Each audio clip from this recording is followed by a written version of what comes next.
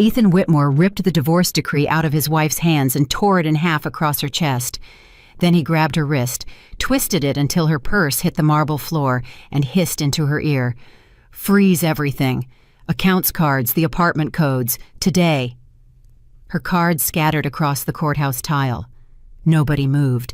He straightened his jacket, smiled at the security guard, and said, "You've got $400 in there, Lauren. Spend it slowly." She didn't cry. She picked up every card, one by one, looked him dead in the eye, and said a single word, "Okay." And that word should have terrified him. If you believe a woman should never be punished for walking away, do me a favor before we go any further. Tap that subscribe button and stay with me all the way to the end of this story, because what happens in the final part is not what you think. And leave a comment telling me the city you're watching from right now. I want to see how far this story travels tonight. The signing had taken 11 minutes. That was the part Lauren Hayes Whitmore would remember later when people asked her how it felt. 12 years reduced to 11 minutes and a stack of paper that smelled faintly of toner. She had signed her name in the same careful handwriting she'd used on wedding thank you cards on hospital forms on the guest list for the gala that raised $4 million for the Children's Hospital, the gala everyone credited to Ethan. Across the table, Ethan hadn't looked at her once during the signing. He signed with the pen his father had given him, capped it, and slid it into his jacket pocket like a man closing a deal on a warehouse he'd never visit. His attorney, Marcus Delaney, cleared his throat. "That should conclude everything. Mrs. Whitmore, your counsel has copies of the—" "Ms. Hayes," Lauren said. Marcus blinked. "I'm sorry." "It's Ms. Hayes now. I filed the name restoration 2 weeks ago." Ethan laughed. It wasn't a full laugh. It was that short, dry sound he made in board meetings when someone presented a number he didn't like. 2 weeks ago, so you were already planning your little rebrand?" "I was planning my life," Lauren said. "Right." He stood and buttoned his jacket. "Well, good luck with the rebrand." Her own attorney, a tired, decent man named Peter Chen, whose firm was 3 rooms above a dry cleaner, gathered his files and said quietly, "Lauren, we should talk about the timeline for the settlement disbursement." "There is no settlement disbursement," Ethan said, and that was the first moment Peter Chen looked up. "Excuse me. The marital assets are held through Whitmore Global Holdings and 4 family trusts, Mr. Chen. You know that. You've known that for 8 months. The court didn't touch them because they were never hers." Ethan tapped the table twice with 2 fingers, a habit he had when he wanted the room to understand he was being generous with his time. "She gets what's in the joint accounts. That's the agreement she signed." Peter turned to her. "Lauren." "I know," she said. "You knew when you signed it." "I knew." And that was when Ethan finally looked at her, really looked at her, and something flickered behind his eyes that he would spend the next year trying to remember. Because a woman who has just been stripped of a marriage and a fortune in the same hour does not look calm. She looks broken, or she looks angry, or she looks like she wants to throw something. Lauren looked patient. He shook it off. He walked out into the hallway. He made the call. She heard every word of it because he didn't step away to make it. That was the thing about Ethan Whitmore. He didn't hurt people in private. Hurting people in private did nothing for him. He needed a witness, and preferably he needed the witness to be the person he was hurting. "Freeze everything," he said into the phone. "Accounts cards, the apartment codes, all of it, today." Then the smile. Then the $400. Then, okay. Marcus Delaney had the decency to look at the floor. Lauren picked up her handbag, adjusted the strap on her shoulder, the way she did before charity luncheons, and walked toward the stairs instead of the elevator, because taking the stairs meant she would not have to stand in a small metal box with him for 40 seconds. Behind her, Ethan called out, "Lauren." She stopped. "Your mother's facility, Ridgeline, that's paid through the company foundation." He said it lightly, the way a man mentions the weather. "Somebody should probably look at that." She didn't turn around. "Nothing to say?" he asked. "I said okay already," Lauren answered. "I don't like to repeat myself." And she went down the stairs. Outside, the city did what the city always does, which is refuse to notice. Lauren stood on the courthouse steps with a small rolling suitcase she'd packed 3 days earlier, and she made herself breathe 4 counts in and 6 counts out the way the therapist she'd seen in secret for 2 years had taught her. Then she walked 2 blocks and went into a coffee shop, because she wanted to know how bad it was, and she wanted to know immediately. She ordered a small black coffee, $2.95. The card declined. The girl behind the register may be 20, with a nose ring and a name tag that said, Corey turned the screen around apologetically. It's saying declined. Sometimes the readers weird want me to try again. Try it again, Lauren said. Declined. I have another one. She handed over the second card. Declined. The third. Declined. I'm so sorry, Corey said. And she looked genuinely miserable about it. And Lauren thought of all the people in this city. This stranger is the first one today who felt bad for me. Lauren opened her wallet. $412 exactly as Ethan had said, because Ethan had access to the account and had checked the balance before the hearing and had done the math specifically so he could say the number out loud. She paid with a 5 and told Corey to keep the change. You okay? Corey asked. I'm going to be, Lauren said. Ask me again in a year. She sat by the window and did not drink the coffee for a long time. She simply held the cup with both hands because her hands were cold and because a woman holding a coffee cup looks like a woman who belongs somewhere. Then she took out her phone and started making a list. Not a list of what she'd lost, a list of what he'd just done. Freezing the joint accounts before the disbursement window closed. Terminating her building access on the same day. Referencing Ridgeline, her mother's memory care facility, out loud in front of his own attorney. She typed each one with the timestamp beside it. Then she wrote a fourth line and looked at it for a long moment before she saved it. He's not being cruel, he's being sloppy. 2 hours later on the 39th floor of the Whitmore building, Ethan Whitmore was pouring bourbon at 4 p.m. Gentlemen, he said, the drought is over. There were 5 of them in the office. Marcus Delaney, who had come straight from the courthouse and had not taken off his coat. Dominic Reyes, the head of acquisitions, who laughed at everything Ethan said within half a second. 2 junior partners whose names Ethan sometimes mixed up. And Rachel Okonjo, senior vice president of operations, who had been with the company 9 years and had not said a word since she walked in. 12 years, Ethan said. 12 years of that woman telling me what I couldn't do. To freedom, Dominic said, lifting his glass. To clarity, Ethan corrected. Freedom is what you get when someone lets you go. Clarity is what you get when you take it. Rachel set her glass down without drinking. Rachel. Ethan noticed everything that was the terrible truth about him. You're not celebrating.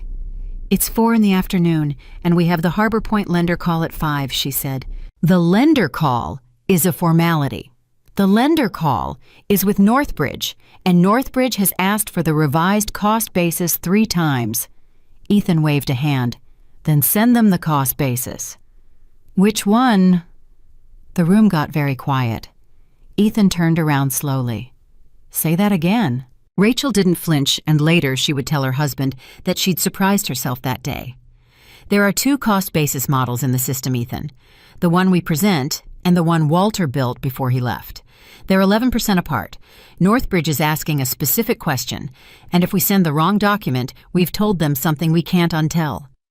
Walter Grant hasn't worked here in 3 years. His model is still the one the site engineers use. Then the site engineers are wrong, Ethan said. Dominic laughed. Nobody joined him. Send them the presentation model, Ethan said. And Rachel, do me a favor.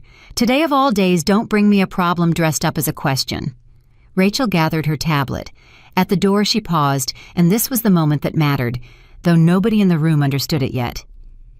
Ethan, she said, did you really freeze her accounts? I closed a joint account. That's a banking action, not a war crime. And the apartment, it's a corporate asset. And Ridgeline? Ethan's jaw moved. Ridgeline is a foundation disbursement, and the foundation is under review. Since when? Since about 11:40 this morning, he said, and he smiled, and Rachel Okonjo went back to her desk and sat there for a full 4 minutes without touching her keyboard, and then she opened a personal email account she had never once used from a company computer, and she typed a name into the search bar. Lauren Hayes. And then she deleted it and closed the window and told herself she was being dramatic. That night, Lauren took a bus, not a car service.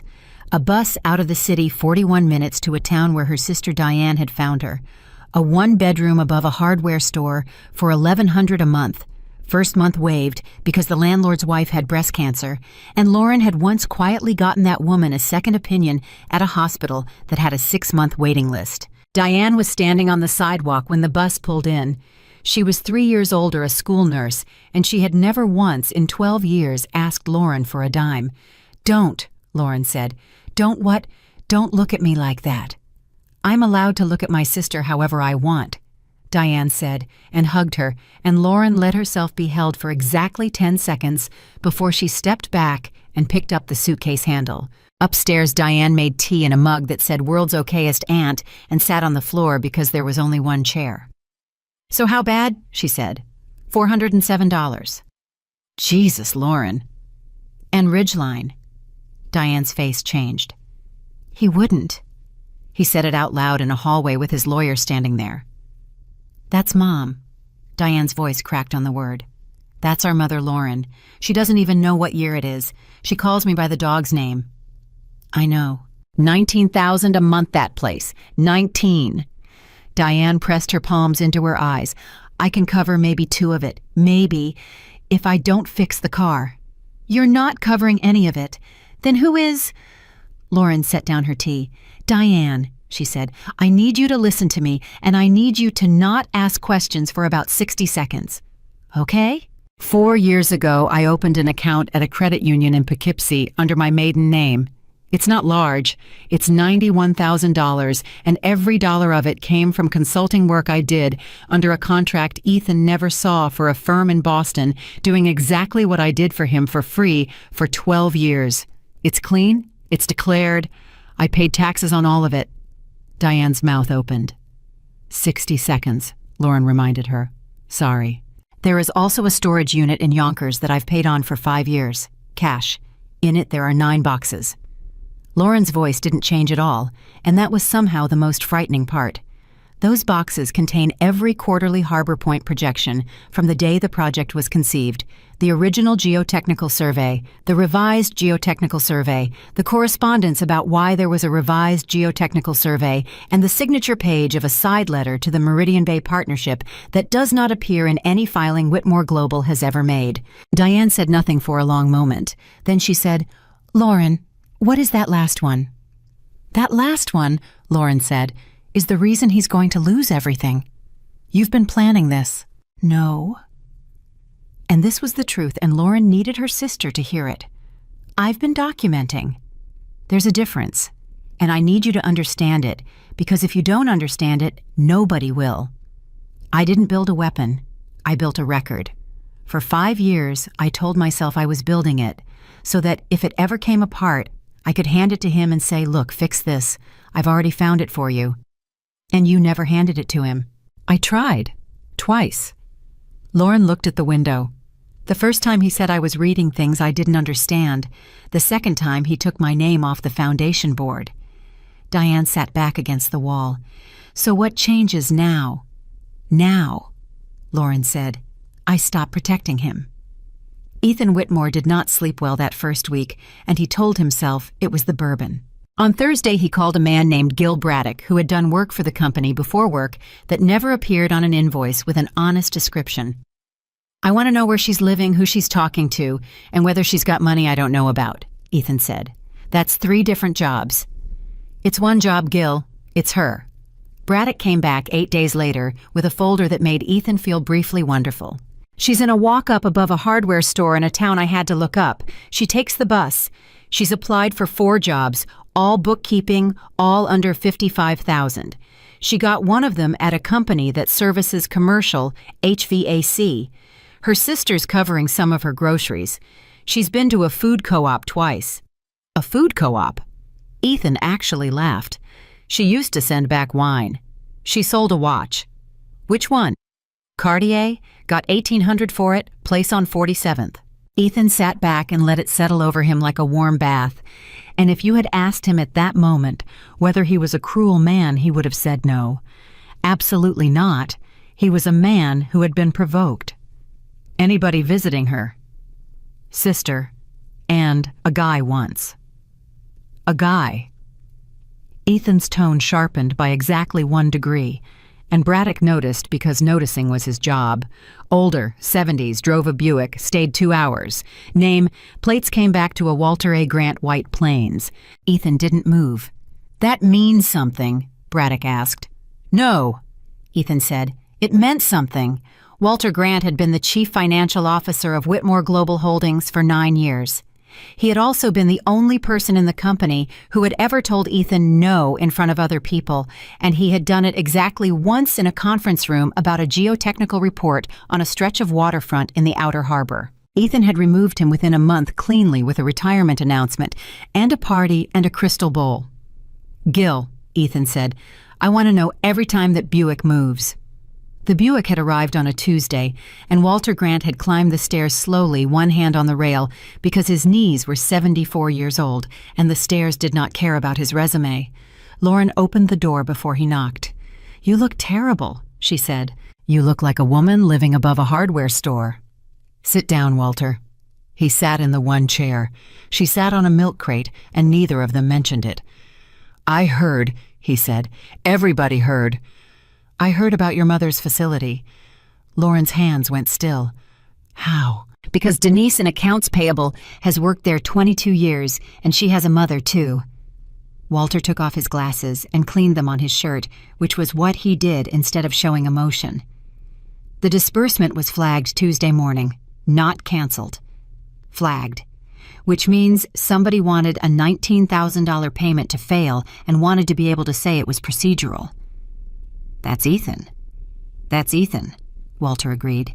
"Walter," she leaned forward. "I need to ask you something, and I need you to think about your pension before you answer, because I will not pretend this is free." "Ask." "The Meridian Bayside letter." Walter Grant put his glasses back on very slowly. "You've seen it," he said. "I have a copy of the signature page." "How?" "Because in March of the year it was signed, Ethan asked me to bring a folder to the apartment because he'd left it, and he was on a plane and I was the only person he trusted to touch it." Lauren's voice was flat. "And I read it. I read all of it at the kitchen counter at 11 at night, and then I put it back exactly the way it was, and I went to bed and I didn't sleep. You never said anything." "I said something. I said it to him. He told me I was reading things I didn't understand." She smiled without any warmth at all. "So, I spent the next 4 years understanding them." Walter was quiet for almost a minute. Then he said, "Do you know what that letter does?" "I know what I think it does. I want to hear you say it." "It moves the completion guarantee off the project entity and onto the parent." Walter's hands were shaking slightly, and it wasn't age. "Which means, if Harbor Point misses its substantial completion date, the lenders don't foreclose on a hole in the ground. They come for Whitmore Global Holdings itself, every subsidiary, every fund, everything with his name on it. And the completion date was always fiction. It was fiction the day it was drafted, and it became a lie the day the second geotech came back and he ordered them to keep the original schedule anyway." Lauren nodded slowly. "Then here's my question," she said. "If somebody hypothetically asked a lender to simply confirm which entity holds the completion guarantee, not accuse, not allege, just ask, what happens?" Walter Grant looked at this woman sitting on a milk crate in a rented room with $400 to her name, and he understood fully and finally what he was in the room with. "What happens," he said, "is that the lender asks Whitmore Global the same question, and Whitmore Global has to answer it in writing. And the answer they give will either be a lie they've committed to paper or the truth. And if it's the truth, then every other lender in the syndicate has 30 days to reprice their risk." He exhaled. "And banks don't reprice risk, Lauren. Banks exit." Lauren stood and walked to the window and stood there with her arms folded. "He froze my accounts," she said, "because he wanted me to feel what it's like to have something taken from you by a person who's smiling."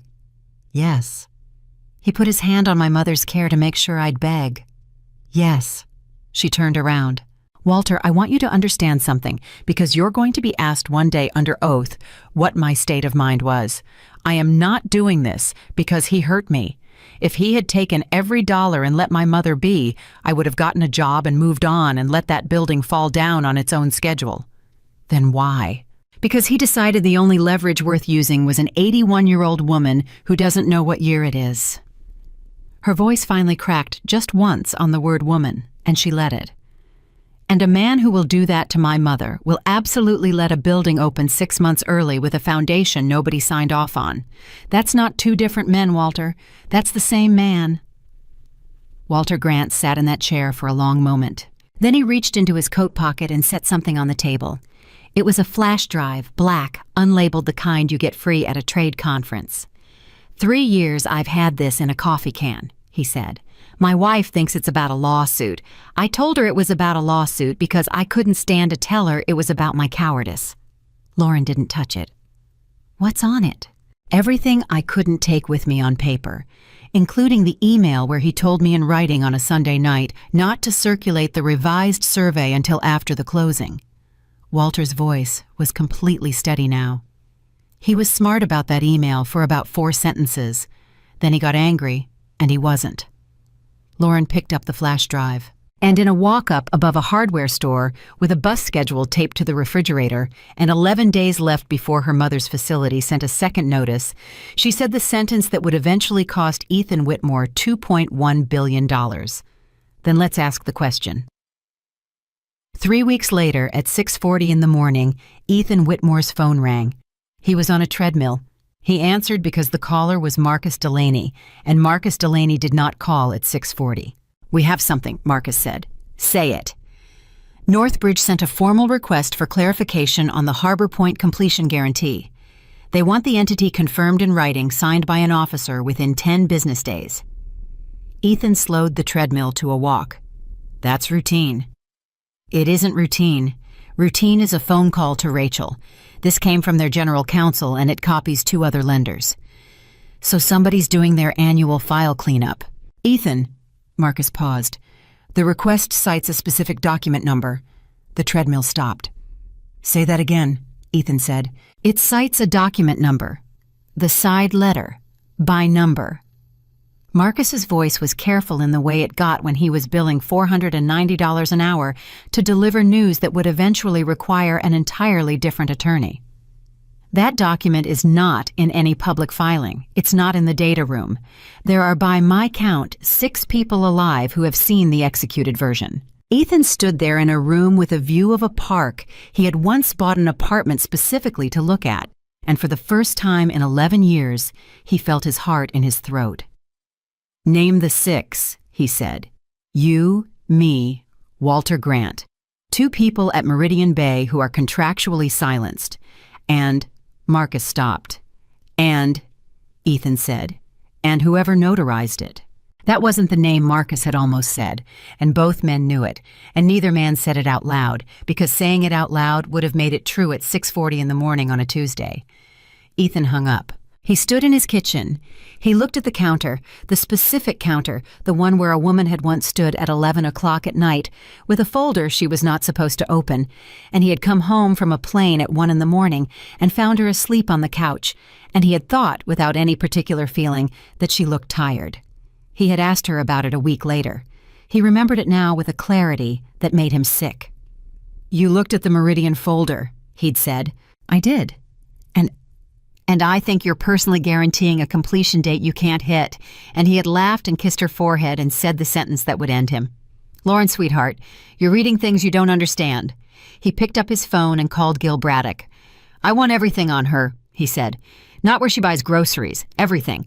Phone records, associates, every person that woman has spoken to in 5 years. That's not a thing I can just—" "I don't care what it is," Ethan said. "I want to know who she's talking to. And if it's nobody—" Ethan looked out at the park. "It's not nobody," he said. She said okay. "What?" "On the courthouse steps. I took everything from her and she said okay." His voice was strange, thin, almost wondering. "Nobody says okay, Gil. People scream or they cry or they say I'll ruin you. Nobody says okay unless they already know something you don't." That same morning, 90 minutes north, Lauren Hayes sat in a small office at an HVAC service company, reconciling invoices for $22 an hour, and her phone buzzed once against the desk. She turned it over. The message was 4 words long from a number she had saved under the letter C. They asked the question, Lauren read it twice. Then she set the phone face down, picked up the next invoice, and kept working because the woman who owned the HVAC company was a 63-year-old former Marine named Patty, who did not tolerate phones on the desk, and because Lauren Hayes had learned something in 12 years of marriage that Ethan Whitmore would never learn in his entire life. The person who wins is not the one who reacts first. It's the one who can wait. At 11 o'clock, Patty leaned in the doorway with a mug in her hand. "You're new, so I'll say this once," Patty said. "You do this job like somebody's grading it." "Sorry." "That's not a complaint, it's an observation." Patty studied her. "You did this before, somewhere big." "Something like that." "And now you're here." "And now I'm here." Patty nodded slowly. "My husband left me in '94. Took the truck, took the dog, took $11,000 out of the credit union on a Friday afternoon so it wouldn't post till Monday." She sipped her coffee. "You know what I learned?" "What?" "That a man who takes everything from you thinks that's the end of the conversation." Patty turned to leave, then added without any particular drama, "It's usually about the middle." Lauren sat very still after she left. Then she opened her personal email and typed a message to an address at a firm called Redgate Partners, a private investment group with $14 billion under management and a reputation for buying distressed positions in projects that other people had lied about. The message was 3 lines. "The request has been made. Northbridge has 10 business days. When the answer comes back, you will want to be the first call the syndicate makes, and I would like to walk you through what happens on day 11. She hesitated for perhaps 2 seconds over the signature. Then she typed it. Lauren Hayes. Not Whitmore. Not the name on the buildings. Hayes. She hit send at 11:14 in the morning, and then she went back to reconciling invoices for a company that installed rooftop condensers in strip malls, and nobody in that office had the faintest idea that the woman at the second desk had just started a fire under $2.1 billion. That evening, Ethan called her. It was the first time in 37 days. Lauren was standing at the counter eating rice out of a pot when the phone lit up with his name, and she looked at it for 4 full rings before she answered. "Hello, Ethan. You sound calm. I'm eating dinner." "Where?" "In my kitchen." "Your kitchen," he repeated, and she could hear him smiling, and she could also hear something underneath the smile that had never been there before. "How's that going?" "It's small," she said. "It's mine." There was a pause. "I've been thinking about the foundation," Ethan said. "Have you?" "Your mother's facility. Ridgeline." He let it sit there a moment. "I think there's a way to get that reinstated. There'd have to be a conversation about certain things. Documents, property, some items that left the apartment that arguably weren't yours to take." Lauren set down the pot. "Say what you mean, Ethan." "I mean, I'd like my folder back," he said. And there it was. She closed her eyes, and she felt something that she had not expected to feel, which was not triumph and not fear, but a deep, exhausted sadness, because in that sentence was the confirmation of everything. He knew what he had signed. He had always known. He had known when he laughed at her. He had known when he kissed her forehead. He had known when he said, "Sweetheart." "You want the folder," she said. "I want what's mine. And in exchange, my mother gets to keep her bed. Is that the offer? Don't make it ugly." "Ethan." Her voice was so quiet, he had to press the phone harder against his ear. "You made it ugly in a hallway with your lawyer standing 4 feet away. I just wrote it down." Silence. "What did you say?" "I said I wrote it down." She picked up the pot again. 11:41 in the morning. "You said, and I'm quoting your mother's facility, Ridgeline, that's paid through the company foundation. Somebody should probably look at that. Marcus Delaney heard you say it. So did a bailiff named Anthony who was standing by the stairwell door and who I have since spoken to." "You spoke to a bailiff?" "I spoke to a witness." She could hear him breathing. "Lauren." And now his voice changed, and this was the version she had lived with for 12 years. The warm one, the one that made rooms of powerful men lean forward. "Come on, this is us. This is a bad month and a long life. You want the apartment back? Take the apartment. I'll have Marcus draw something up tomorrow." Generous, More than generous. We'll put a number on it. That means you never think about money again. No. You haven't heard the number. I don't need the number. Everybody needs the number, Lauren. That, she said, is the single truest thing you have ever said about yourself.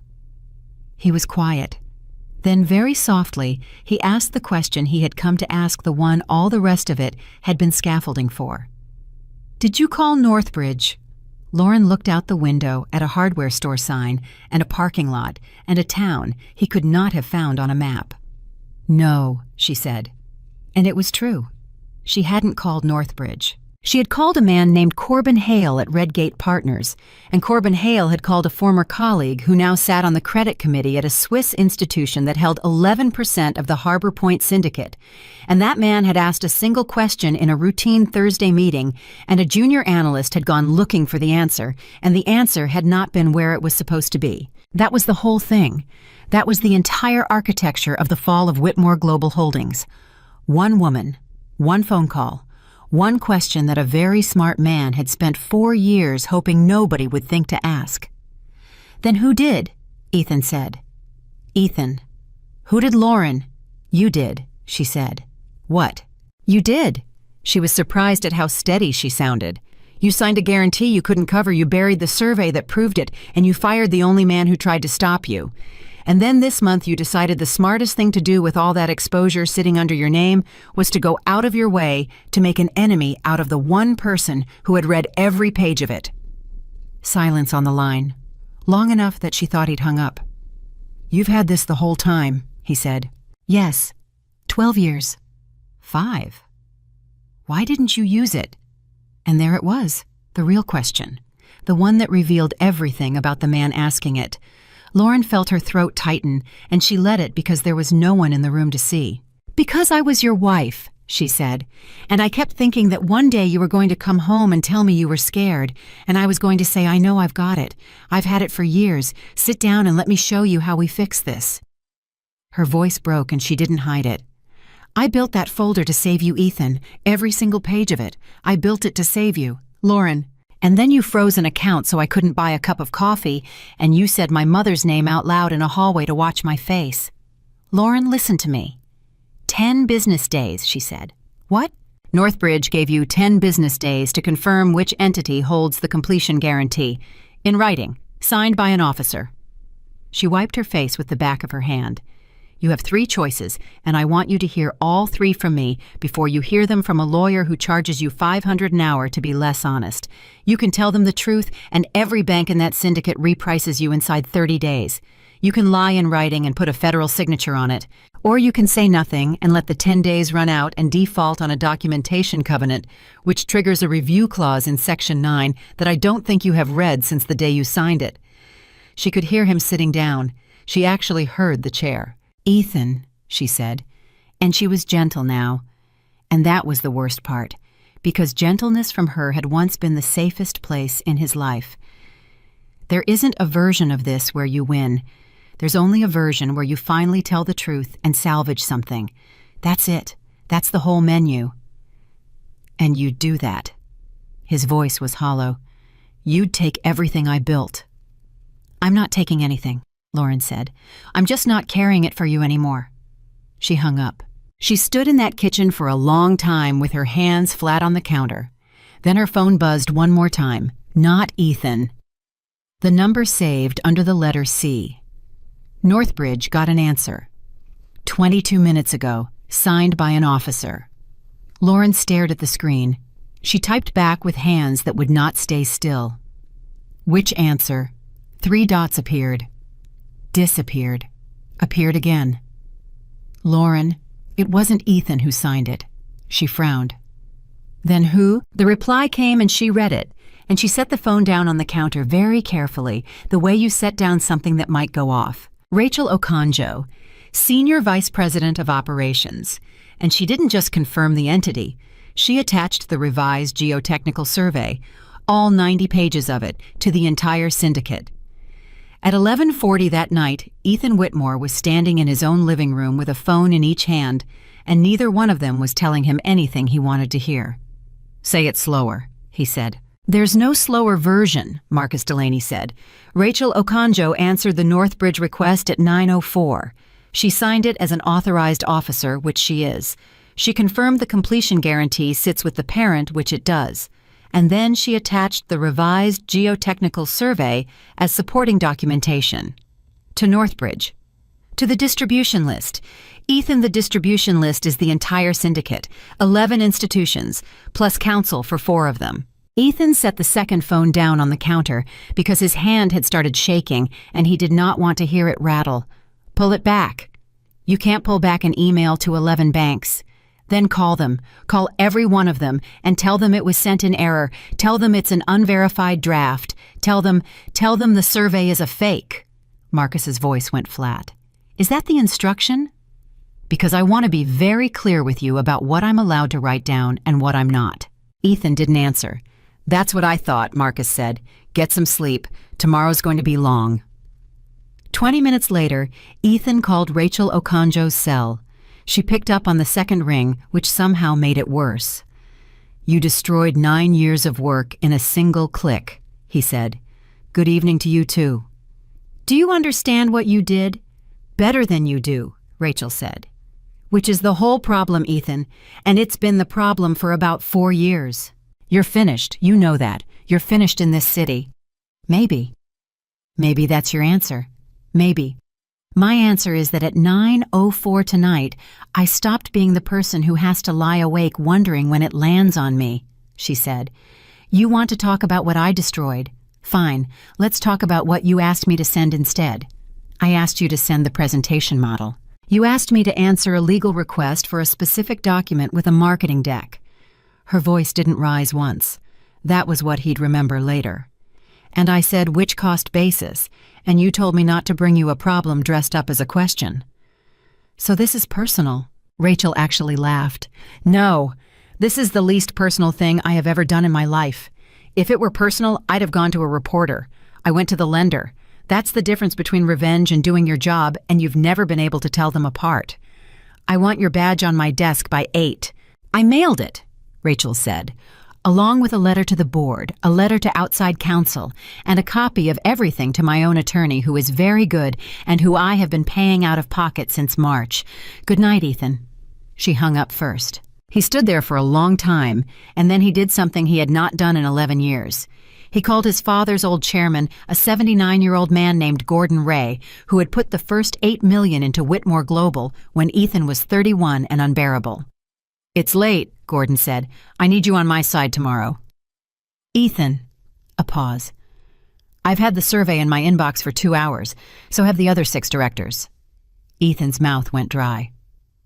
"Gordon, I'm going to ask you one question, son, and I want you to think very carefully, because the answer determines whether I spend my last good years defending you or apologizing for you." The old man's voice was gentle, and it cut like a wire. "Did you know—" Ethan looked at the window. "I want you to say it out loud," Gordon said. "It was a scheduling issue." "Did you know?" Gordon. "That's an answer," Gordon Ray said and hung up.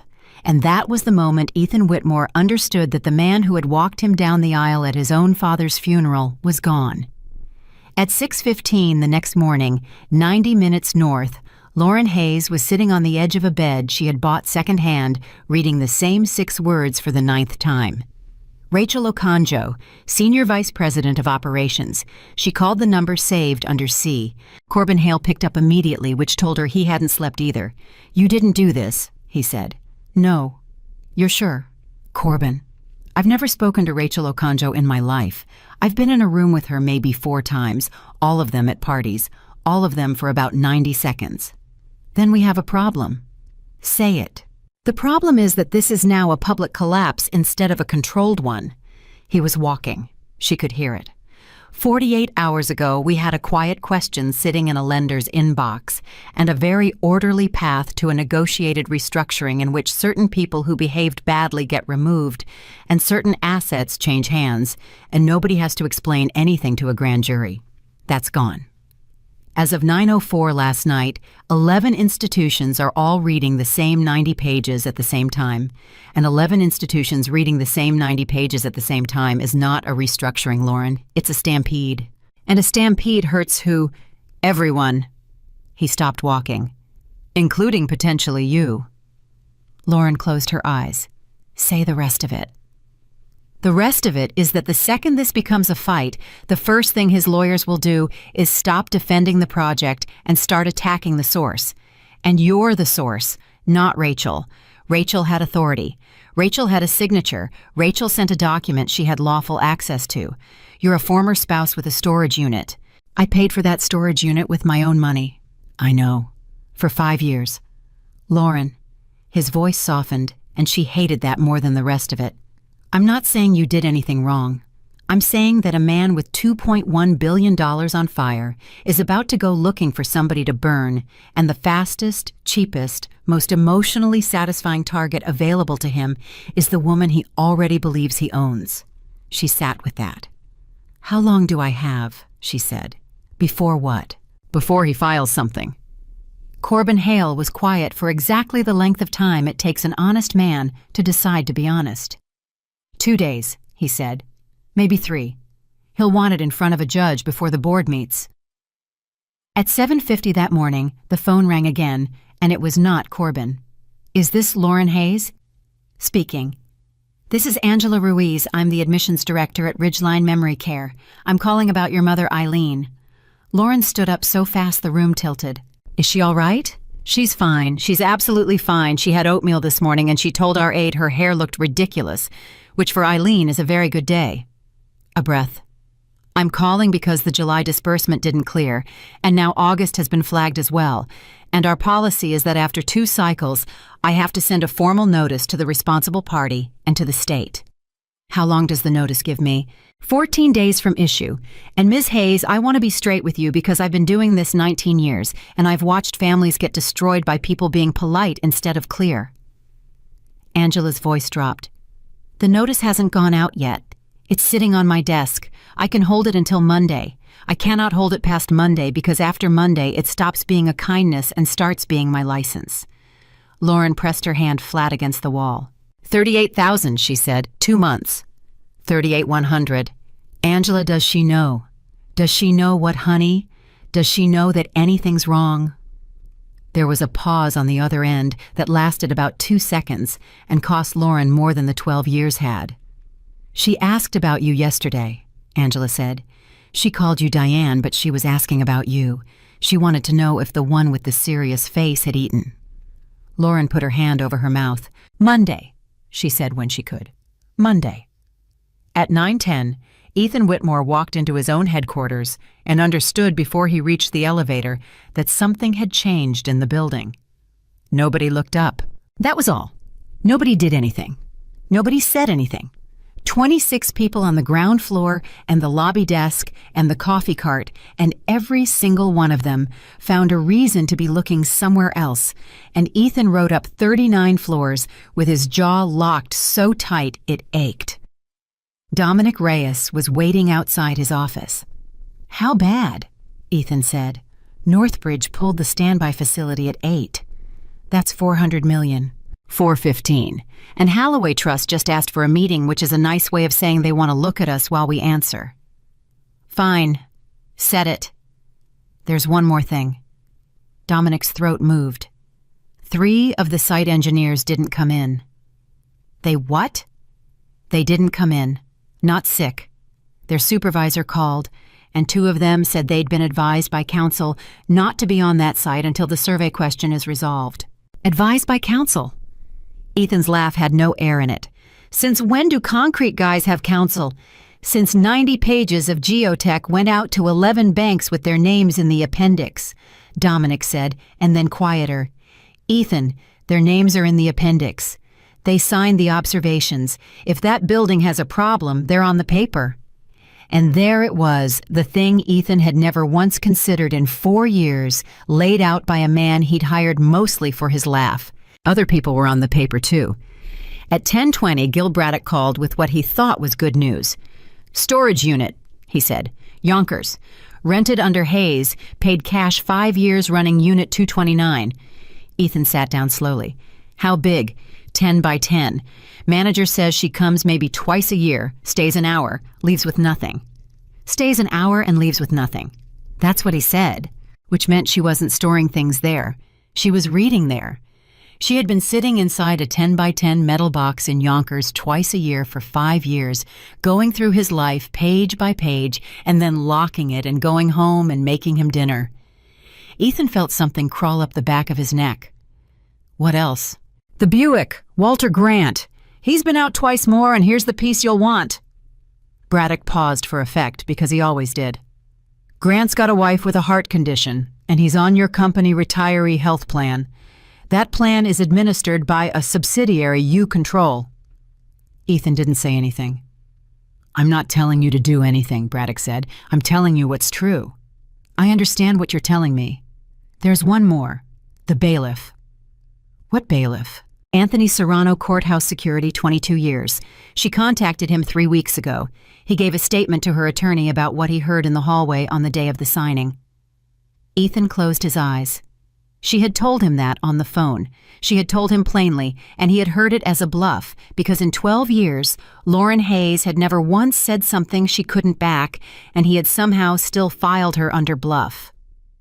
Ethan. Get me the unit number in writing, Ethan said. Ann Gill, the wife with the heart condition. Don't touch it. Understood. I mean it. Don't touch it. Understood, Braddock said, and Ethan hung up, believing honestly and completely that he had just been a decent man. He believed that for 4 hours.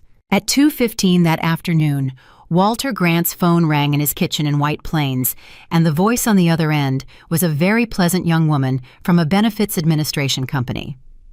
Mr. Grant, we're conducting a routine eligibility audit on legacy retiree plans, and we're showing an inconsistency in your spouse's enrollment documentation. Walter set down his coffee. There's no inconsistency. She's been on that plan 11 years. Yes, sir, I see that. The issue is a missing dependent verification from the original enrollment, and until it's resolved, the system will place the coverage in pending status.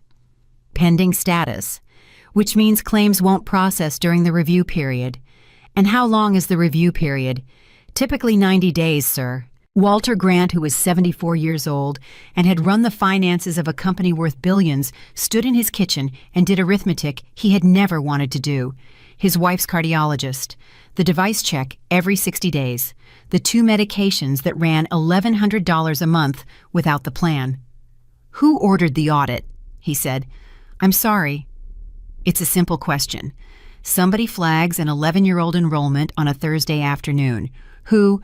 Sir, audits are generated automatically. Miss. Walter's voice was very kind and very old and very tired. I built the system that generates those audits. Nothing in it is automatic on a Thursday. The line was silent. I'll note your inquiry, she said. He hung up and sat down at his kitchen table and did not move for 11 minutes. Then he called Lauren. He got to my wife's coverage, he said. Lauren didn't speak. I want you to hear the rest before you say anything, Walter went on, because I know what you're about to do, and I'm asking you not to. Walter, you're about to tell me to walk away and that you'll handle it alone. Yes. Lauren, I have exactly one thing left. His voice broke on the word one. I sat in a room 3 years ago, and I watched a man bury a survey, and I said nothing, and I took a crystal bowl and I went home. And every night since then, I've laid in bed next to a woman with a bad heart and thought, if that building comes down, I helped. Not because I signed it, because I was quiet. He breathed. You don't get to take my second chance away from me to keep me comfortable. That's not mercy. That's just you deciding what I can survive. Lauren pressed the heel of her hand into her eyes. Then what do you want to do? I want to file the affidavit, Walter said. Today, not in 30 days when it's convenient. Today, because the second it's on a docket hurting me stops being clever and starts being evidence. He'll destroy you. He'll try, Walter said, but he can only destroy a man who's still hiding something. At 4:40, Lauren's landlord knocked on her door with an envelope in his hand and an expression she'd never seen on him. Guy came by, he said. Wanted me to confirm you live here. I said I don't confirm anything, and he left this. The envelope was from a firm on Park Avenue. Inside were 41 pages. Whitmore Global Holdings, LLC, versus Lauren M. Hayes. misappropriation of trade secrets, breach of fiduciary duty, conversion of proprietary corporate records, tortious interference with contractual relations. And on page 36, the thing that made her sit down on the stairs, an emergency application for a temporary restraining order and an order permitting immediate inspection and impoundment of the contents of Storage Unit 229.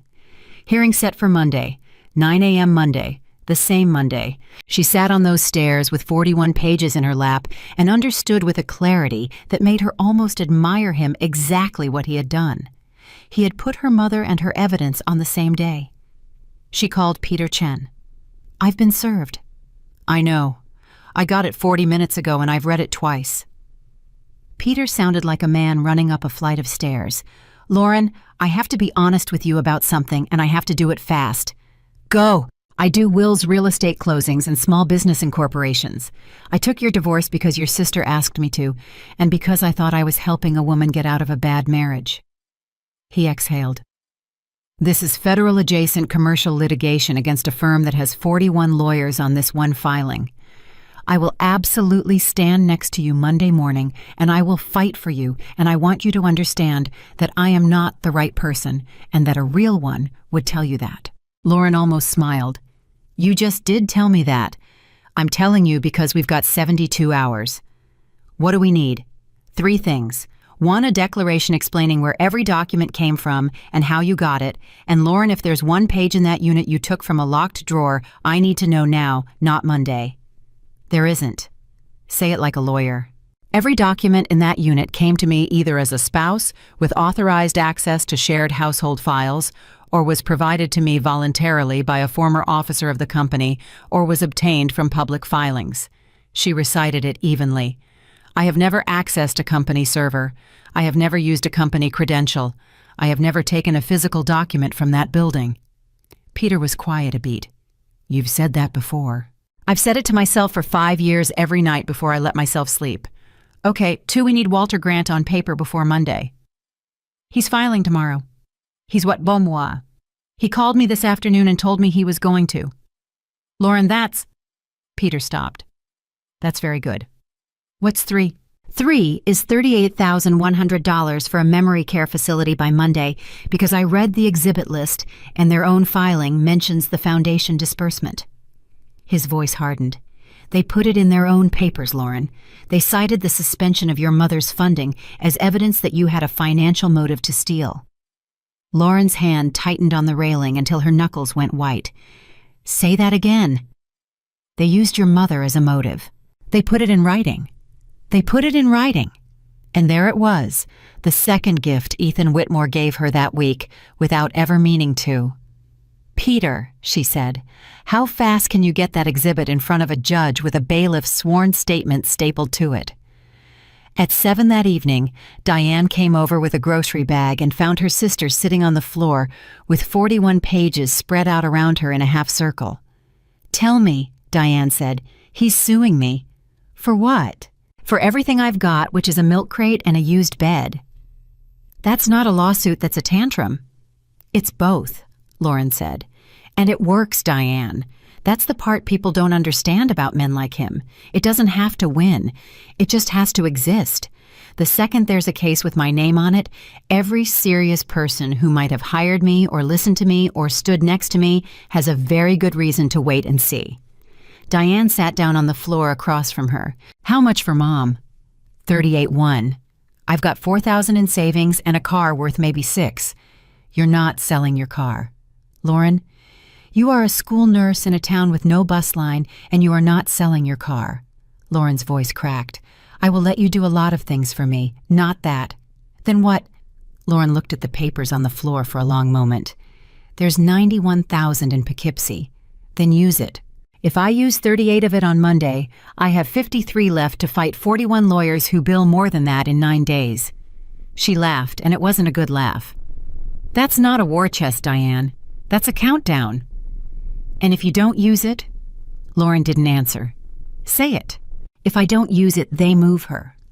Her voice was almost nothing. "State placement. Wherever there's a bed. She's been in that room 4 years, Diane. She doesn't know what year it is, but she knows that room. She knows where the window is. She reaches for the water glass without looking.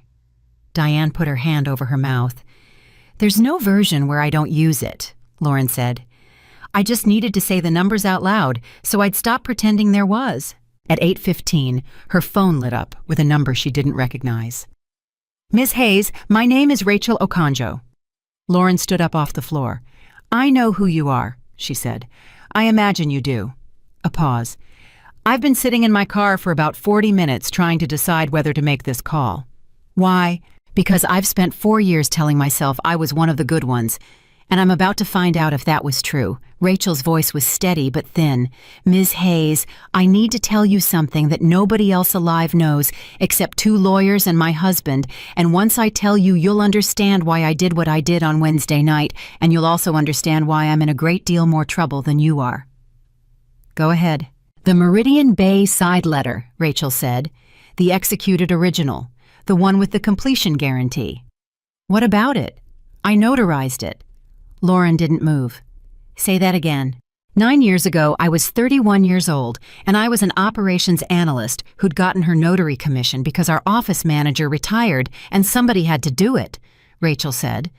And now the words were coming fast like a woman who had rehearsed them 1,000 times in a car. Ethan came to my desk on a Friday at 7 o'clock at night with a signature page, and he said, I need this stamped. And I said, sure, and I stamped it. I didn't read it. There was no reason to read it. Notaries don't read documents, they verify signatures. That's the whole job. Rachel. I didn't read it, she said again, and her voice finally broke. For 4 years, I've been lying awake doing the math on that stamp. My seal, my commission number, my journal entry on the single most dangerous document in the history of that company. And every time I thought about coming forward, I thought about what a lawyer would say to a jury. She stamped it. She was in the room. She knew. Did you know? No. When did you find out? 4 years ago, Rachel said, right around the time you did.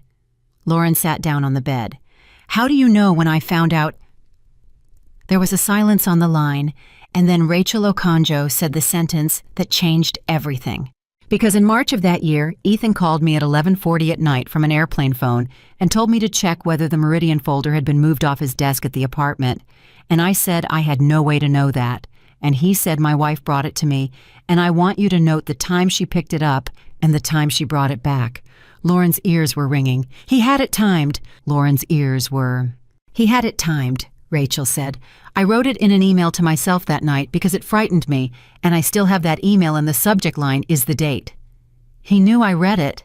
He's known for 4 years. Lauren stood up. She walked 4 steps and stopped because there weren't more than 4 steps to walk. Then why? She said. Why let me stay? Why let me sit at that table and go to those parties and stand behind him for 4 more years, knowing I'd read it? She stopped because she already knew. Say it, Rachel said quietly. You've got it. Because a wife can't testify, Lauren said. Spousal privilege, Rachel said. He didn't keep you for 4 years because he loved you, Ms. Hayes. He kept you because you were the only person on earth who'd read that letter and couldn't be made to talk about it. Lauren stood in the middle of that small room with her hand over her chest, and the thing she felt was not rage. Rage would come later in the car on a Tuesday over nothing. What she felt right then was a grief so total it took her legs out from under her, because for 4 years she had been building a folder to save a man, and for 4 years that same man had been keeping her at his table the way you keep a safe in a wall. He signed the divorce anyway, she managed. Yes. Why? If I was that dangerous, why let me go? And Rachel Okonjo said the worst thing anyone said to Lauren Hayes that entire year. Because he genuinely believed you'd never use it, she said. He thought you'd walk out of that courthouse and cry for a year and get a bookkeeping job and never touch it. He wasn't protecting himself from you. He'd stopped seeing you as a person who could act at all. A beat. The freeze wasn't strategy, Ms. Hayes. He wasn't neutralizing a threat. He was just being cruel to somebody he'd already filed away as harmless. That's it. That's the whole reason your accounts were frozen. Lauren closed her eyes. 12 years. Ms. Hayes, are you there? I'm here. There's a reason I'm telling you all of this tonight and not next month. I know, Lauren said. Monday. Monday. His filing is going to say you took documents. Mine is going to say the documents were never the point. Rachel's voice steadied. I have a declaration ready. My attorney says filing it is the single stupidest legal decision she has ever seen a client make, and she's put that in writing and I've signed it anyway. Rachel, if you file, you put your own notary seal in front of a judge. Yes. You could lose your commission. You could lose more than that. Yes. Then why? There was a pause, and when Rachel spoke again, she sounded very young. Because on Wednesday morning, I read a request from a bank asking a simple question, and I realized I'd been waiting 4 years for somebody to ask it, she said. And then I found out that somebody was a woman living above a hardware store with $400 whose mother's nursing home he cut off to make a point. Her breath caught. I've got a mother too, Ms. Hayes. She's in Queens. She's 83. I'm not doing this for you. I'm doing it because I want to be able to sit in her kitchen. At 9:50, Lauren called Corbin Hale. You said 2 days, she said. It was 6 hours. I heard. I have the filing. Corbin, I need to ask you something, and I need the real answer, not the fund manager answer. Ask. Redgate wants to buy the distressed position, and Redgate wants me as an advisor because I know where every body is buried. That's the arrangement. That's been the arrangement since the first phone call, and neither of us ever said it out loud because it sounded better unspoken. Her voice was hard. So say it out loud now. What am I to you? Corbin Hale took his time. You're the reason the position is worth buying, he said. That's the honest answer. If Harbor Point unwinds cleanly, we make money. If it unwinds ugly in public, we make more. And you personally are the difference between those two outcomes. So I'm an asset. You're an asset with the name I like, he said. Lauren, I'm 58. I've done this for 31 years. I've been in a lot of rooms where somebody like you handed us something, and we thanked them and then let them get flattened, and I've never once done anything about it. So here's what I'll say, and you can hold me to it or throw it away. Monday morning, you'll have counsel, real counsel. A firm called Vance and Aldrich and a partner named Marisol Vance who has taken apart bigger men than Ethan Whitmore for sport.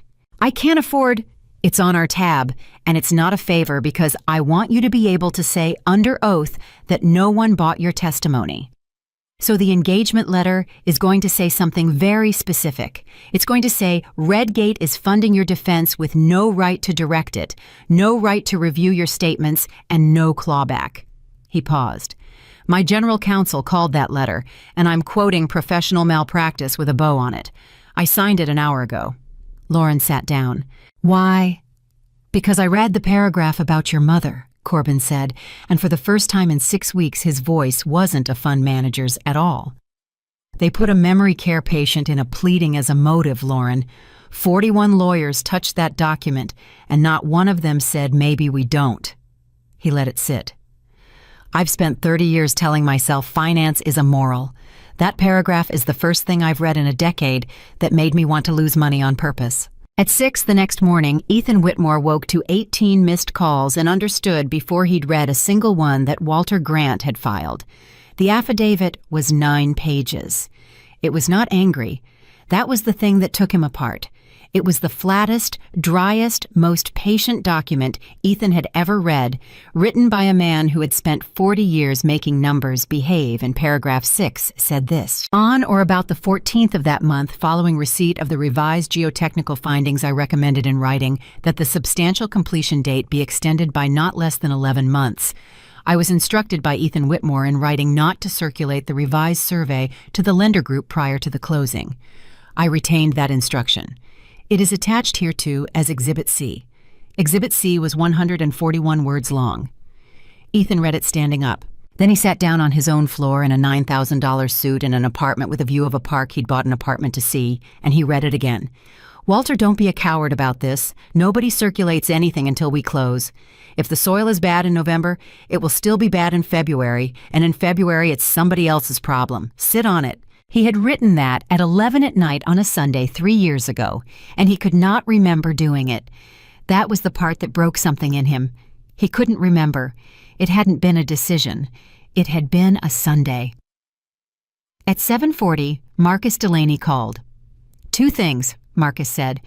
The board has called an emergency session for Tuesday, and Gordon Ray is chairing it personally. And the second thing? The second thing is that I'm withdrawing as your counsel. Ethan laughed out loud. You're what? There's an email in the record now with your name on it instructing an officer to withhold material information from a lender group prior to closing, Marcus said. That changes what I am. 2 days ago, I was your lawyer. Today, I'm a witness to how you responded when it surfaced, and I'd like to be a witness with clean hands. A pause. I've made arrangements for substitute counsel Monday, and Ethan, as the last thing I will ever say to you as your attorney. Go ahead. Withdraw the motion on the storage unit. Absolutely not. Withdraw it, today, before 9 a.m. Monday. Marcus's voice was urgent, in a way Ethan had never heard from him.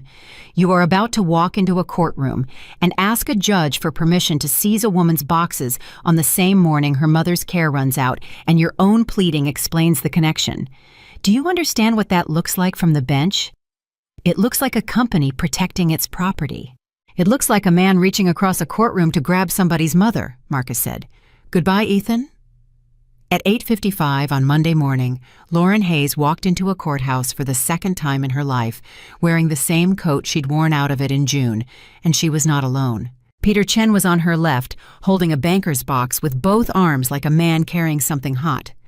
On her right was a woman in her 50s with steel gray hair cut short, who had introduced herself in the hallway 11 minutes earlier by saying, Marisol Vance, I've read everything.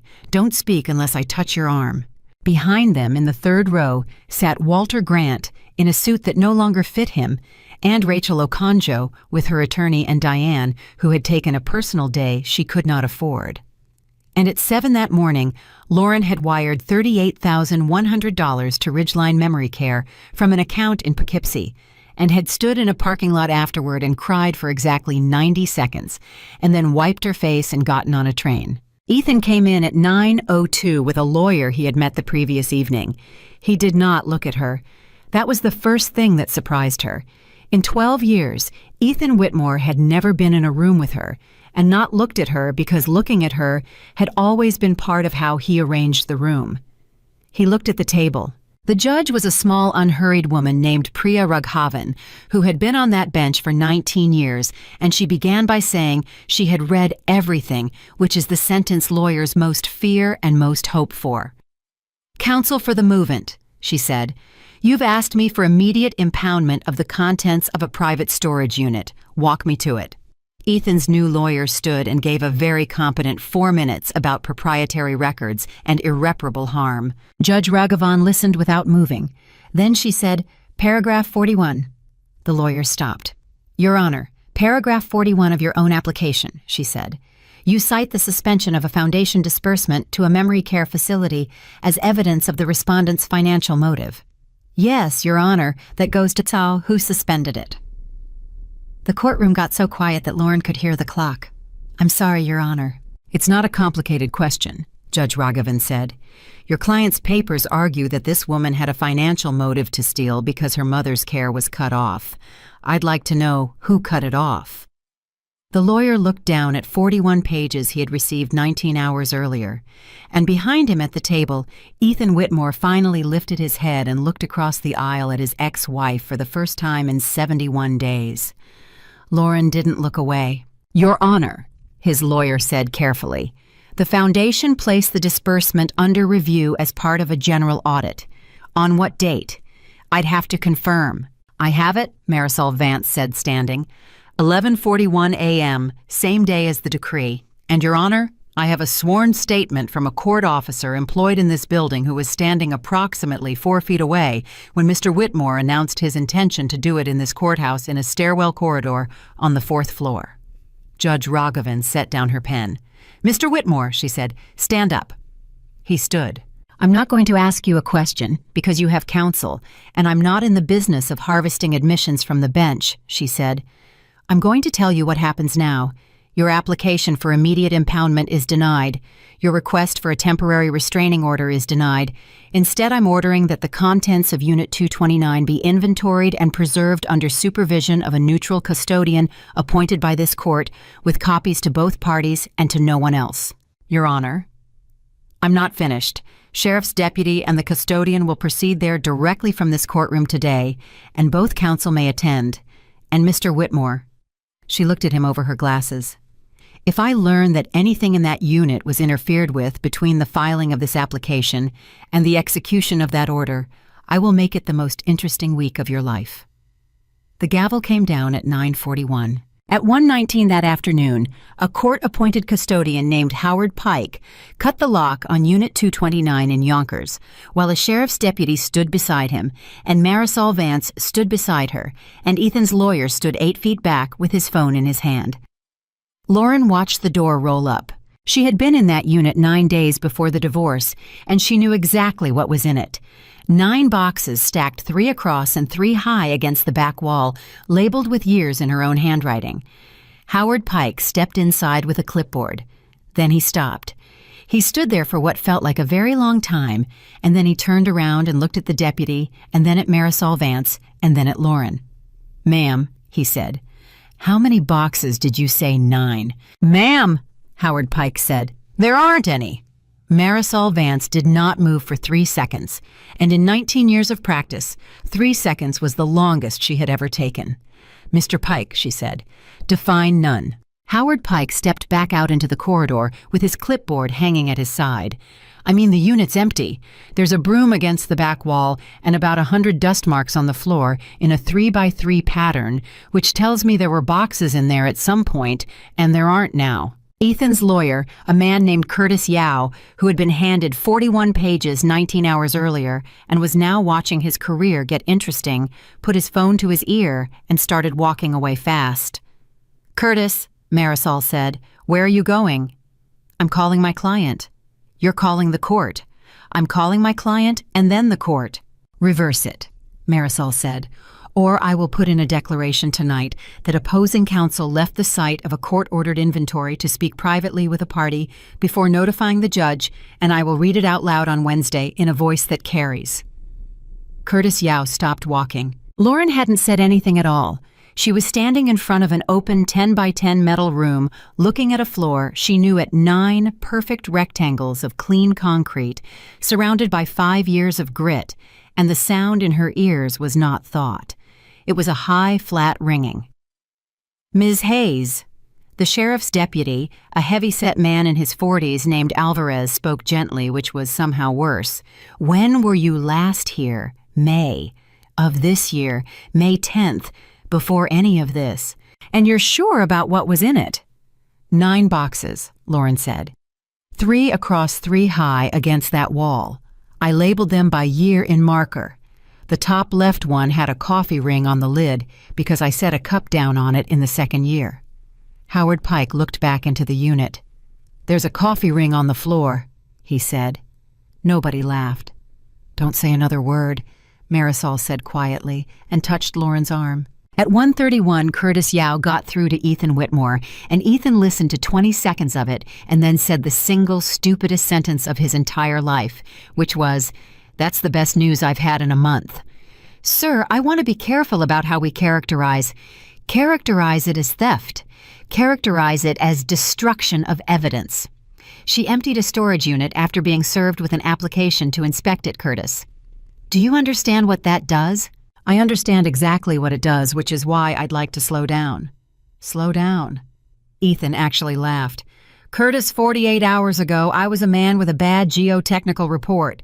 Today, I'm a man with a bad geotechnical report and an ex-wife who just committed obstruction in front of a sheriff's deputy. That's not a slowdown. That's a hinge." There was a pause on the line. "Mr. Whitmore," Curtis said, "did you have anything to do with those boxes not being there?" "Excuse me. I need to ask it once, and I need a real answer, because if the answer is yes, and I find out on Wednesday from a judge, I'm going to be the 3rd lawyer you lose in a week." "No," Ethan said. "I did not." And that was true, and it was the last completely true sentence he would speak for 11 days. At 2:40, Lauren sat in the front passenger seat of Marisol Vance's car in a storage facility parking lot and looked at her own hands. "Talk," Marisol said. "I don't know. That's not an option. That's the one thing that isn't an option." Marisol turned in her seat. "Lauren, I've been your lawyer for 4 days. On Monday morning, I stood up in front of Priya Raghavan and told her your evidence was clean and your motives were clean, and she believed me. And on Monday afternoon, a court custodian opened a door and found a broom. Do you understand what that costs me? Yes. No, you don't, because you're still doing arithmetic about your mother. So I'll tell you. Marisol's voice was very level. On Wednesday, there will be a show cause hearing. The question will be whether you willfully removed evidence after service. If she finds that you did, she can strike your defenses. She can refer you for contempt, and she can make a spoliation finding that follows you into every proceeding this case ever touches. And the SEC, the lenders, the board, everyone who is starting to look at Ethan Whitmore, they all stop looking at him and start looking at you. That is what an empty room does. Lauren nodded slowly. Who else had access? Nobody. Say it again and think about it. Lauren opened her mouth to say nobody a second time, and then she stopped. Marisol saw it happen. There it is. 5 years ago, Lauren said slowly, when I opened the unit, there's a form, authorized parties, in case something happens to the renter. You listed someone. I listed a second name. Whose? Lauren stared through the windshield. Walter Grant. Marisol closed her eyes. Why? She said. Because if I got hit by a bus, there was exactly one person on this earth who would open those boxes and understand what he was looking at, Lauren said. Not my sister, not a lawyer, him. He was the only one who'd know what the second survey meant. He was the only one who'd know why the side letter was numbered the way it was. Her voice tightened. I did it in a strip mall office in Yonkers on a Tuesday, and I never thought about it again. Does he know you did it? I don't know. You never told him. Marisol. I hadn't spoken to Walter Grant in 3 years until 6 weeks ago. He didn't even know the unit existed until I told him. Then how would he? He wouldn't, Lauren said. He couldn't. They sat there. Call him, Marisol said. At 2:48, Lauren called Walter Grant's cell phone. It rang 8 times and went to a voicemail greeting recorded by a man who sounded 10 years younger than the one she'd sat across from. She called the house. 9 rings. She called the cell again. Lauren. Marisol's hand closed over her wrist. Stop. Not from your phone, not 4 times in a row, not today. If those boxes are gone and it turns out you were calling him 14 times on the afternoon of a court-ordered inventory, that's an exhibit. Lauren set the phone in her lap. He's 74, she said. He filed an affidavit on Friday against a man who had already gone after his wife's heart medication. I know. He hasn't answered his home phone. I know, Marisol said.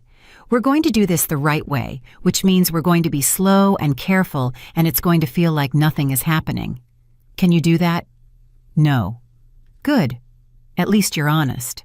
At 4:15, the manager of the storage facility, a man named Ray Delacroix, with forearms like a bricklayer, and the exhausted patience of somebody who had testified in 3 divorces, already printed out an access log while a deputy watched over his shoulder.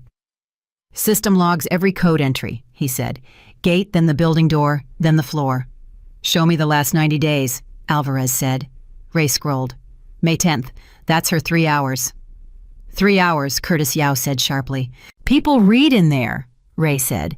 You'd be amazed. Keep going. Then nothing, nothing, nothing. Ray scrolled. Nothing for 2 months and change. Then here. The room went still. Saturday, Ray said. 4:02 in the morning. Gate code, building door, 2nd floor. Out at 5:19. Whose code? Ray looked at the screen for a long moment. That's the secondary, he said. Authorized party. Name on the account is W. Grant. Curtis Yao exhaled the way a man exhales when a case he thought he was losing sits up in bed. Was there a vehicle? Alvarez asked. Cameras on the gate. Pull it. Ray pulled it. The picture was gray and grainy and 40 seconds long, and it showed a sedan coming through the gate at 4:01 in the morning, and it showed the same sedan leaving at 5:20 with the trunk lid riding low. That's a Buick, Alvarez said. Lauren felt the floor tilt. Marisol's hand was on her arm again. Not a word. At 4:50, Curtis Yao called his client from the parking lot, and this time he did not slow anything down. Walter Grant emptied the unit, he said. 4 in the morning on Saturday, on camera, under his own access code.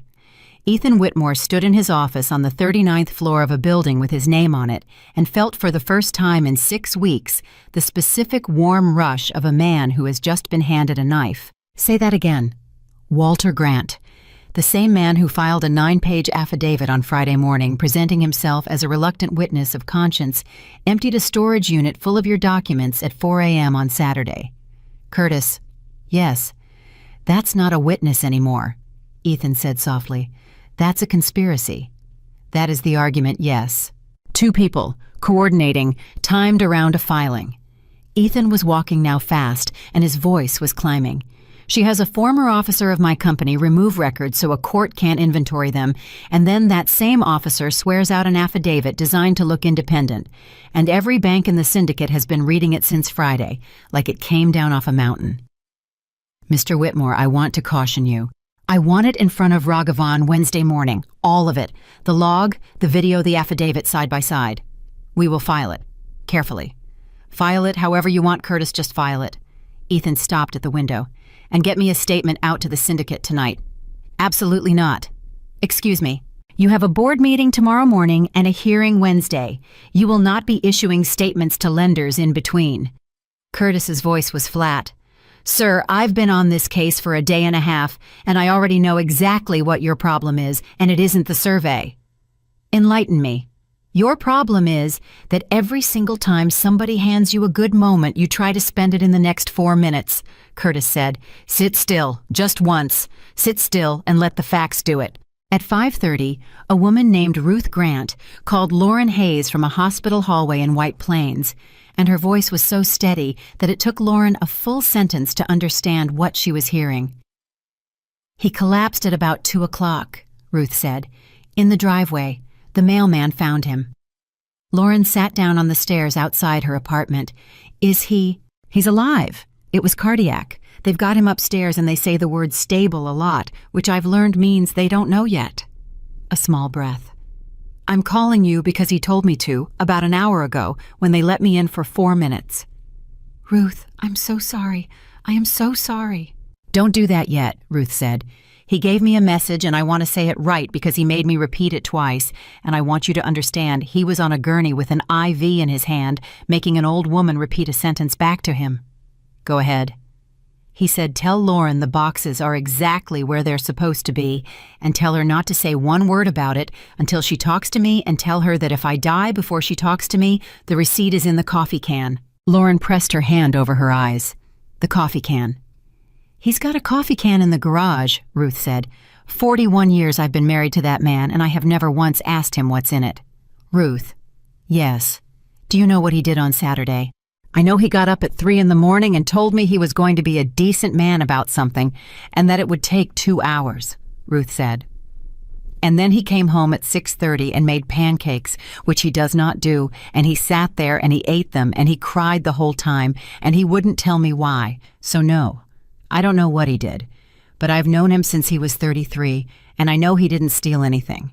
At 6:10, Lauren called Marisol Vance and told her all of it, and there was a very long silence on the line.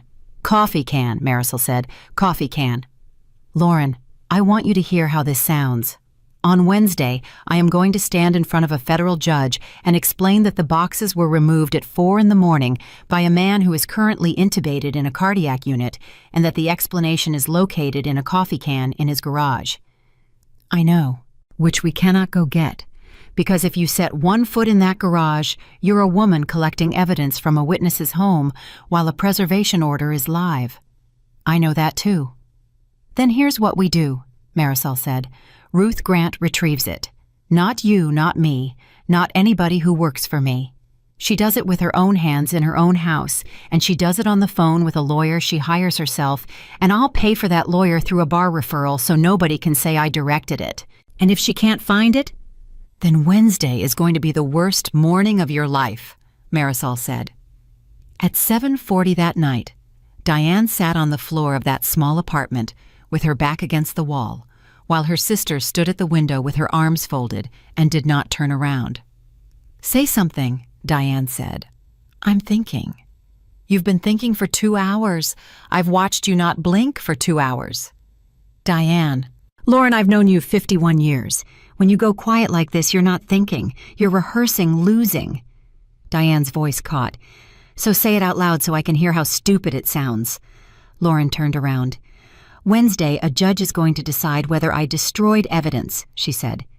If she decides I did, then everything I've said for 6 weeks becomes the story of a bitter ex-wife, and every bank walks away from the fight and settles quietly, and Harbor Point opens on schedule.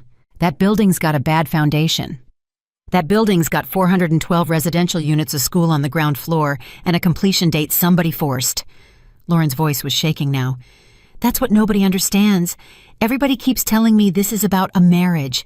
It has not been about a marriage since March 4 years ago. Diane wiped her face with the back of her wrist. And Mom is paid through September. And then I have $53,000 minus whatever this costs and a lawsuit and a job I've missed 6 days of. Lauren laughed, and it was ugly. Patty called today, by the way, from the HVAC company, to fire you. To tell me my desk is still my desk, and that if anybody in a suit comes to her office asking questions about me, she's going to enjoy that thoroughly. Lauren pressed the heel of her hand into her eye. A 63-year-old woman I've known 9 weeks. That's the person standing up for me, Diane. That's who's left. That's not who's left, Diane said. That's who showed up. There's a difference, and you know it. At 8:55, Ruth Grant called back. I've got a lawyer on the other line, she said. Her name is Brenda, and she talks very fast. Ruth, I'm in the garage. I've got the can. Lauren stood up. There's a rubber band around some papers, Ruth said, and a flash drive, and lured a photograph of the two of us at somebody's wedding in about 1988. Ruth, the papers. I'm reading, honey. Hold on. It's a form. A rustle. It says United States Securities and Exchange Commission at the top, Office of the Whistleblower. Lauren's knees went. Read the rest. It says Form TCR, tip complaint or referral. Ruth's voice slowed. There's a submission number and a date stamp. And under it there's a second page, and this one's a receipt from something called an evidence intake desk at a federal building on Broad Street, and it lists a delivery date of Saturday, and it says, and I'm reading it exactly, 10 sealed cartons. Lauren didn't hear the last 2 words for about 4 seconds. Her brain had stopped at the first sentence. Saturday, she said. He drove them straight there. That's what it looks like. Ruth was there, a name on that form. Whose submission is it? Paper turning. Walter Allen Grant, Ruth said. Just his. Just his. There's a handwritten note stapled to the back, Ruth said. It's his writing. You want it. Please. Ruth Grant read it out loud in a hospital parking lot to a woman 90 miles away, and her voice only broke once. It says Lauren. Filed under my name alone, and my name is the only one on it. Not because I want the credit. Because if your name is on a whistleblower submission, then the first thing a good defense lawyer does is stand up and say, she did it for the money. And the last thing this needs is a reason for anybody to talk about money. I have a pension and a wife and 11 good years behind me. You have 30 ahead of you. Let me carry this one. I've been waiting 3 years for something heavy enough to be worth my hands. Walter. At 9:40, Marisol Vance stopped her car in the middle of a residential street to read a photograph of that receipt on her phone, and then she said one word that Lauren had never heard her say. Marisol. Sorry. A breath. Lauren, do you understand what happened on Saturday? He gave the boxes to the SEC. He didn't just give them to the SEC. He created a federal chain of custody at 4 a.m, 72 hours before your ex-husband asked a judge to seize them. Marisol's voice was climbing. There is no spoliation. There is the opposite of spoliation. Those documents are more preserved right now than they have ever been in 5 years, and the entity holding them is the one entity in America that Whitmore Global cannot subpoena, cannot pressure, and cannot buy lunch for. So Wednesday, Curtis Yao is going to stand up with a gate log and a grainy Buick, and he's going to build the most beautiful conspiracy theory you've ever heard, and I'm going to let him build all of it, and then I'm going to hand the court a federal intake receipt. Marisol laughed once sharp. Lauren, that man had a heart attack on Monday. If he'd had it on Friday, those boxes would still be sitting in Yonkers on Monday morning when a judge said inventory them, and every single page would have gone into a court file that opposing counsel reads. Lauren pressed her hand against her mouth.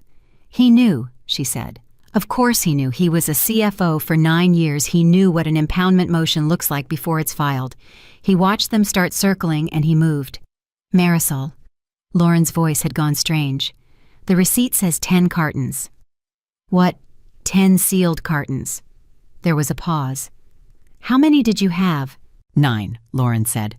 There were 9 boxes in that unit, 3 across 3 high. There have been 9 boxes for 2 years.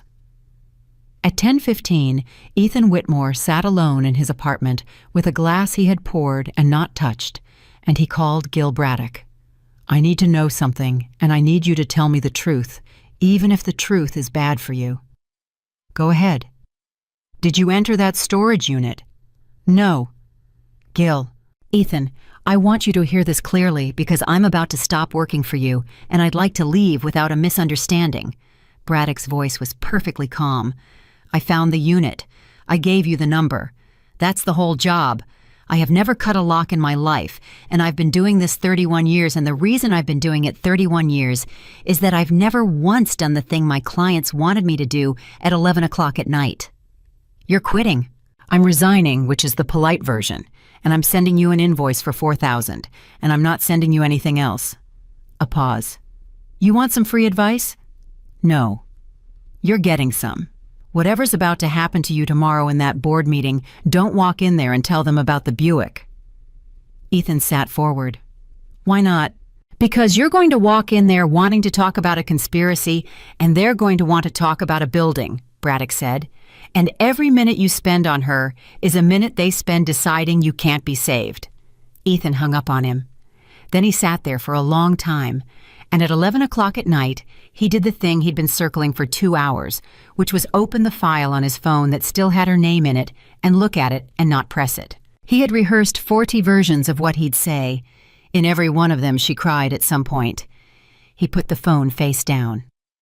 At 6:50 the next morning, Gordon Ray was already in the boardroom of Whitmore Global Holdings when Ethan came through the door, and there were 8 chairs, and 6 of them were full at an hour when nobody in that building had ever been in that room.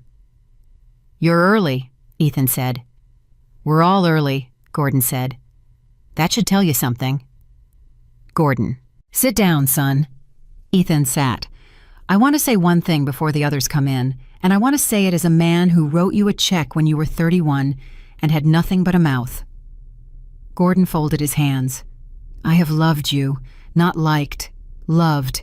Your father was my friend for 40 years, and when he died, I made you a promise at his grave that I have kept in ways you will never know about.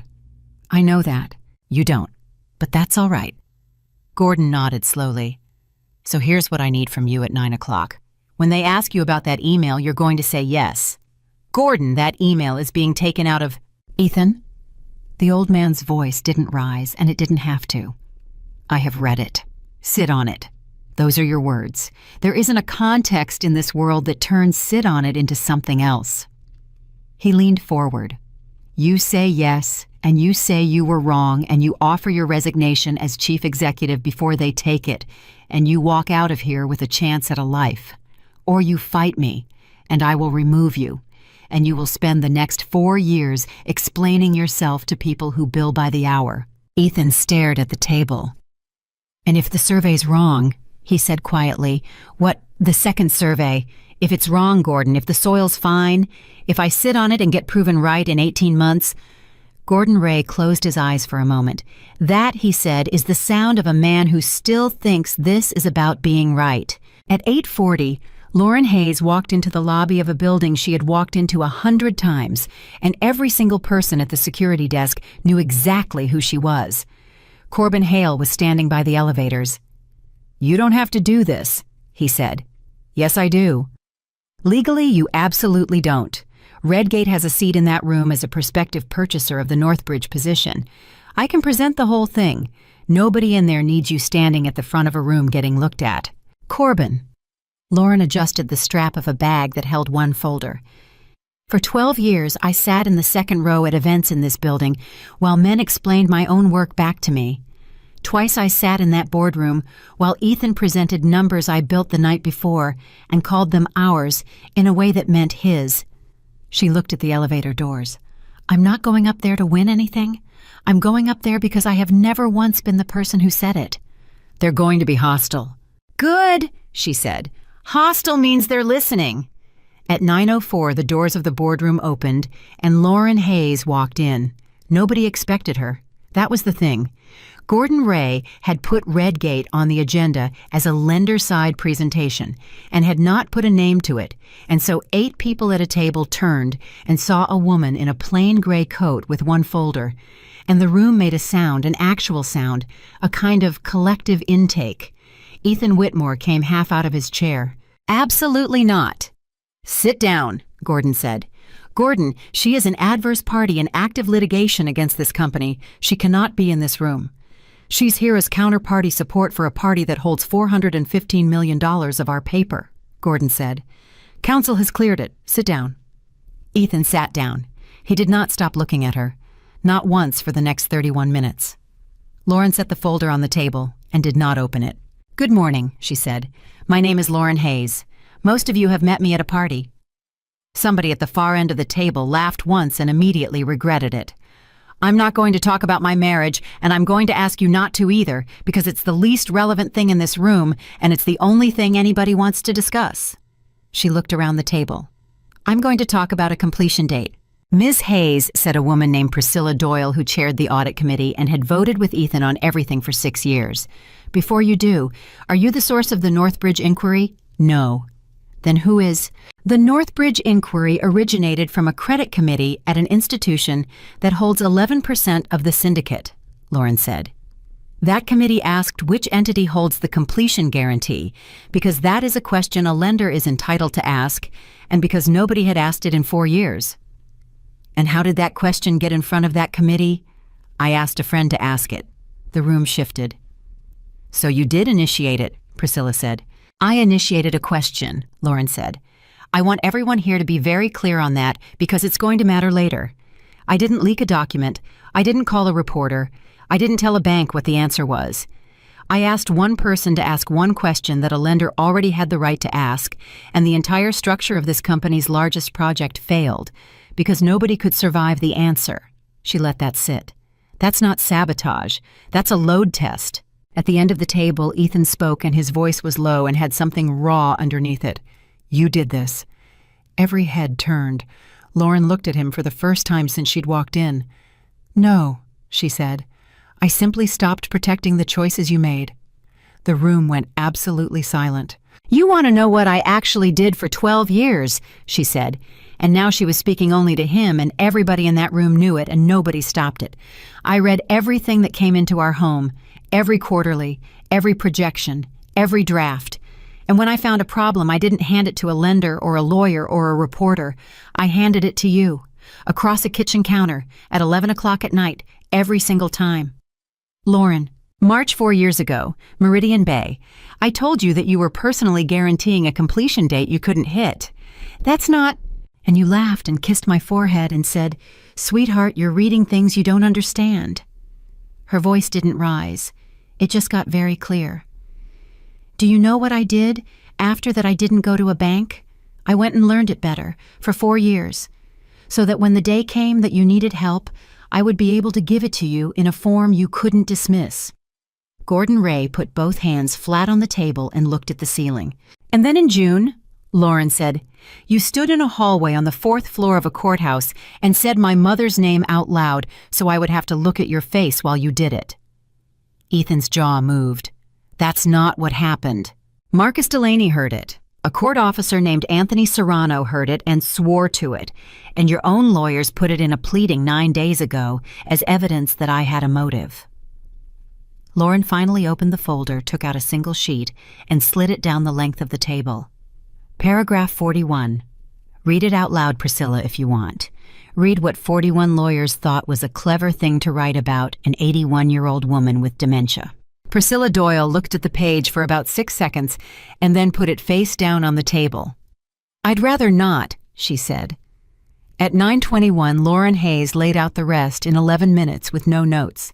She walked them through the original geotechnical survey and the revised one and the 11-month extension that Walter Grant had recommended in writing. She walked them through the side letter that moved the completion guarantee from the project entity to the parent, which meant that a missed date did not cost them a hole in the ground. It cost them every subsidiary and every fund with the name Whitmore on it. She walked them through what happens when 11 institutions read the same 90 pages in the same week, which is not a renegotiation, which is an exit. And then she said the sentence that changed the room. And on Saturday morning at 4 a.m., Walter Grant delivered 10 sealed cartons of documents to the evidence intake desk of the Securities and Exchange Commission in Lower Manhattan under a whistleblower submission filed in his name alone. Curtis Yao, standing against the back wall, actually said, "Wait," out loud. Ethan Whitmore didn't move at all. "So I want to correct something before this board votes on anything," Lauren said. "Tomorrow morning in front of Judge Raghavan, this company is going to argue that I destroyed evidence. I want every director in this room to know today, before you can claim you didn't, that the evidence in question is in a federal building on Broad Street, has been since Saturday, and has a stamped intake receipt." She closed the folder. "You are about to accuse a woman of obstruction for something that is in fact the most thoroughly documented act of preservation any of you will ever see, and you're going to do it in writing." Gordon Ray turned his head slowly toward Curtis Yao. "Did you know that—" "I found out 90 seconds ago, same as you," Curtis said. "Then I suggest," Gordon said, "that whatever you were planning to file tomorrow, you don't." At 9:52, the board of Whitmore Global Holdings began voting. They did not remove him. Not that morning. That was the part nobody outside the room ever understood afterward. And it was the part Ethan understood least of all.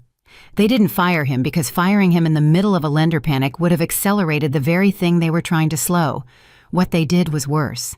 They voted 7-1 to establish a special committee with full authority over Harbor Point, chaired by Priscilla Doyle, reporting to Gordon Ray. They voted 7-1 to retain independent counsel and a forensic accounting firm with unrestricted access. They voted 7-1 to suspend all executive authority over the foundation and its disbursements, effective immediately, and to reinstate every disbursement suspended in the past 90 days, pending review. Lauren's hands went numb at that one. She kept her face perfectly still, and they voted 8-0, with Ethan Whitmore voting for it himself, because Gordon Ray looked at him and he understood he had exactly one card left to instruct all outside counsel to withdraw any pending motion characterizing the removal of the documents as destruction. "Motion carries," Gordon said. Ethan sat in the chair he had sat in for 11 years at the head of a table he had bought in a building with his name on it, and he was functionally a man with a badge. "There's one more item," Priscilla said. "Redgate." "That's mine," Corbin Hale said, standing. "Northbridge is exiting. We're prepared to acquire their position at a number that will make everyone in this room feel ill, and we're prepared to close in 11 days. And I'll be direct about the condition, because I don't enjoy the other way." "Say it," Gordon said. "The condition is that Harbor Point construction stops today, pending independent verification of the foundation," Corbin said. "Not slows, stops. And that every family that signed a purchase contract on that building gets a letter this week telling them why." The room made a noise. "Do you understand what that letter does to our valuation?" someone said. "I understand exactly what it does," Corbin said. "I've modeled it. It costs about $400 million. He picked up his coat.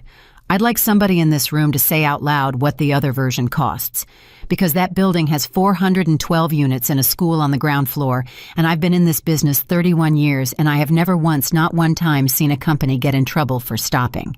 At 10:40 in a hallway outside that boardroom, Ethan Whitmore caught up to his ex-wife. "Lauren." She stopped, but she didn't turn all the way around. "I want to ask you one question," he said. "Ask it." "Why didn't you tell me?" His voice cracked in the middle of it, and it was the first honest sound she had heard from him in years. "About the SEC, about Grant. Why let me walk in there and get taken apart in front of Gordon when you could have called me Sunday night and I would have—" "You would have what?" He stopped. "You would have called Ruth Grant's insurance administrator again," Lauren said. That's what you would have done. That's what you did do, Ethan. On a Thursday afternoon to a woman with a bad heart over $1,100 of medication. I told Braddock not to touch it. You told Braddock not to touch it after you told him what it was, Lauren said. That's not restraint. That's just wanting it done without your fingerprints. He looked at the floor. He's in a cardiac unit, she said quietly. Walter, since 2 o'clock Monday. Ethan's head came up fast. What? He drove 9 boxes to a federal building at 4 in the morning at 74 years old, and then he came home and made pancakes and cried, and 48 hours later, his heart quit. Her voice finally shook. And you want to know why I didn't call you Sunday night? Lauren, I know you didn't, she said. That's the whole tragedy of you, Ethan. You never do. You just create the conditions and then you're surprised. She walked to the elevator, and at 10:51 that morning, standing in that hallway, her phone rang with a number that started with 212 and that she did not recognize. Ms. Hayes, my name is Adayeze Okorie. I'm a senior counsel in the Division of Enforcement at the SEC. I'm calling about a submission filed on Saturday by a Mr. Walter Grant. Yes. I'll be brief because I understand you have counsel, and I'd like you to have her present for anything substantive. A pause. But I have one preliminary question I'd like to ask you right now informally, and you're free to decline. Go ahead. Mr. Grant's intake receipt lists 10 sealed cartons, the attorney said. 9 of them contain project records consistent with his declaration. The 10th doesn't. Lauren stood very still. What's in the 10th? Ms. Hayes, Adayeze Okorie said, the 10th carton is full of internal documents from this company that post-date your divorce by 4 weeks. Somebody put them in there after you'd already left, and it wasn't Walter Grant. Lauren stood in that hallway on the 39th floor with the phone against her ear and made herself breathe before she answered. Ms. Okorie, I'm going to stop you, she said. Not because I don't want to help. Because my lawyer told me that the next time a stranger asked me a preliminary question, I should hang up and call her, and she used language I won't repeat. That's the correct instinct, Adayeze Okorie said. For what it's worth, it's also what I'd have told you. Then let me ask you one thing instead, and you can decline. Go ahead. How do you know it wasn't Walter? There was a pause on the line. Because at 4:51 on Saturday morning, Mr. Grant stood at our intake desk and told the duty officer unprompted that 9 cartons were his and 1 was not, Adayeze said. He asked that the 10th be logged separately. He said, and the officer wrote it down verbatim, that a man handed it to him in a parking garage 40 minutes earlier, and that he had not opened it and did not intend to. Lauren put her free hand flat against the wall. A man, she said. That's all he said. And Ms. Hayes, I'd like him to say more, but I'm told he's not currently in a position to. At 11:10, Marisol Vance answered on the first ring and listened to the whole thing without a sound, and then she said, Oh, that's a problem. Which part? All of it, but start with this. Until we know who put that carton together, we don't know what's in it. And until we know what's in it, we don't know whether the entire submission is clean. Marisol was moving. Lauren could hear a door. If somebody dropped privileged attorney-client material into that box, then a very good defense lawyer stands up in 6 months and says the government's evidence is tainted, and everything Walter Grant did at 4 in the morning gets argued about for 2 years instead of acted on. So somebody could have poisoned it on purpose. Somebody could have. Or somebody could have handed a 74-year-old man the bravest box of his life at 4 in the morning. Marisol exhaled. That's the thing about anonymous gifts, Lauren. They come in exactly 2 flavors, and they look identical from the outside. At 11:40, Curtis Yao filed a 2-page withdrawal of the motion for impoundment, and at 11:52, Judge Priya Raghavan's clerk called both counsel and told them the Wednesday hearing was going forward anyway. On what? Curtis said. Her Honor didn't say, the clerk said. She said to bring the gate log. At 2 that afternoon, Ethan Whitmore sat in his office with the door closed and called Dominic Reyes, and Dominic did not pick up. He called again.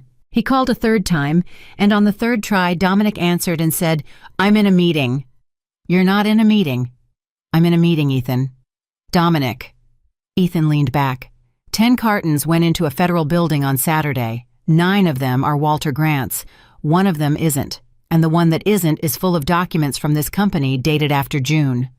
Silence. So that's an inside job, Ethan said. That's somebody on my floor. And I'm going through it in my head, and I keep landing on the same handful of people, and you're one of them. That's flattering. Is it you? Are you asking me as my boss or as a man who's about to be one? Ethan sat forward. What does that mean? It means I've worked for you 8 years, and you have never once called me at 2 in the afternoon and asked me a question you didn't already know the answer to, Dominic said. So no, it's not me. And Ethan, before you call the next person on your list, take a beat and think about how many people you're about to accuse in a building where everybody's already got a lawyer. He hung up first. Ethan sat there and did the thing he had been doing all week, which was replay a conversation 4 seconds after it ended and hear all the parts he'd missed. Dominic Reyes had not laughed once. At 3:15, Rachel Okonjo took a call in her kitchen in Queens with a legal pad in front of her. Ms. Okonjo, this is Marisol Vance. I represent Lauren Hayes. Your attorney gave me your number and she's on the line. I'm here, a woman said. Then let me ask the question fast because I have 20 hours. Marisol's voice was crisp. 10 cartons went to Broad Street on Saturday. Did you make one of them? Rachel Okonjo said no. Do you know who did? There was a pause that lasted 4 seconds and every person on that call heard it. Rachel, her attorney said. I don't know, Rachel said. That's the true answer. I don't know. But, Marisol said. But on Thursday afternoon, somebody printed 940 pages off the shared drive on the color device outside the acquisitions bullpen, Rachel said. I know that because I still had operations dashboards on my phone until they killed my access Friday morning, and print volume on that device is a line item because we bill it back to project codes. 940 pages, Marisol repeated, on a Thursday afternoon at a machine nobody uses because it jams. Billed to what project code? That's the part, Rachel said. None. Somebody keyed the override. There are 4 people on that floor who have the override, and one of them was me, and I was in a conference room getting told my badge was being deactivated. At 4:10 in a hospital in White Plains, Ruth Grant sat beside a bed and told her husband, who had been awake for 40 minutes and was not allowed to have his glasses yet, that a lawyer wanted to ask him one question. Then let her ask it, Walter said. His voice sounded like it came from the bottom of a well.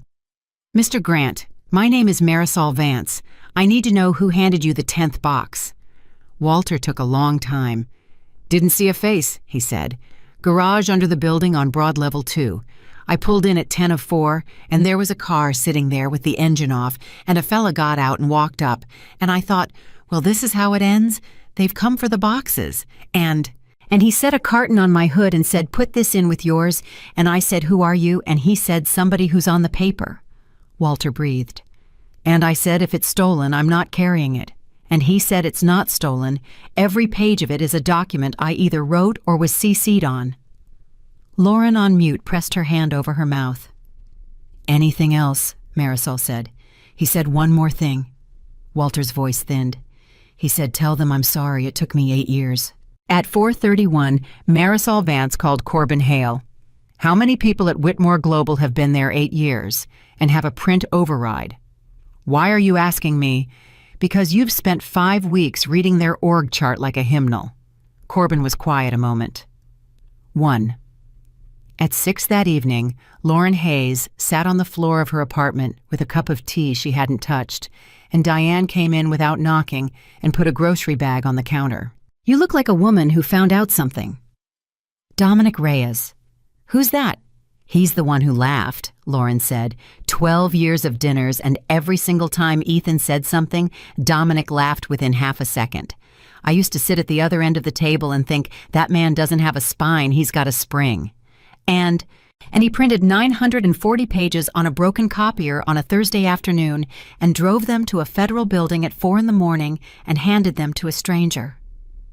Lauren finally looked up, and her eyes were wet. Diane, I was so sure I knew who everybody was. I had them all sorted. 12 years of watching people from the second row, and I had a whole list in my head of who was good and who wasn't, and it turns out my list was garbage. Diane sat down across from her. Was Ethan on the good side of it? That's the worst part, Lauren said. For about 9 years, yes. At 8:50 on Wednesday morning, Judge Priya Raghavan took the bench, looked at the 2 tables in front of her, and said, Mr. Yao, you withdrew your motion at 11:40 yesterday morning. Tell me why I'm here. Curtis Yao stood. Your Honor, the withdrawal was voluntary, and it was made promptly upon receiving information. Upon receiving information that the boxes you accused this woman of destroying had been sitting in a federal evidence room since 4:51 Saturday morning. Yes, Your Honor. And when did your client learn that Tuesday morning at approximately 9:40? And when did your client learn that a man named Walter Grant had accessed the unit? Curtis Yao hesitated for exactly the length of a heartbeat. Monday afternoon at approximately 4:50. So for roughly 17 hours, the judge said, your client possessed a gate log, a videotape, and a theory, and did not possess a single fact about where those documents actually were. And during those 17 hours, he directed you to prepare a filing accusing the respondent of obstruction. Your Honor, the filing was never made. It was never made, Judge Raghavan agreed. That's the only reason we're having a conversation instead of a proceeding. She took off her glasses. Ms. Vance, is your client prepared to make a representation on the record about her knowledge of the removal? Marisol stood.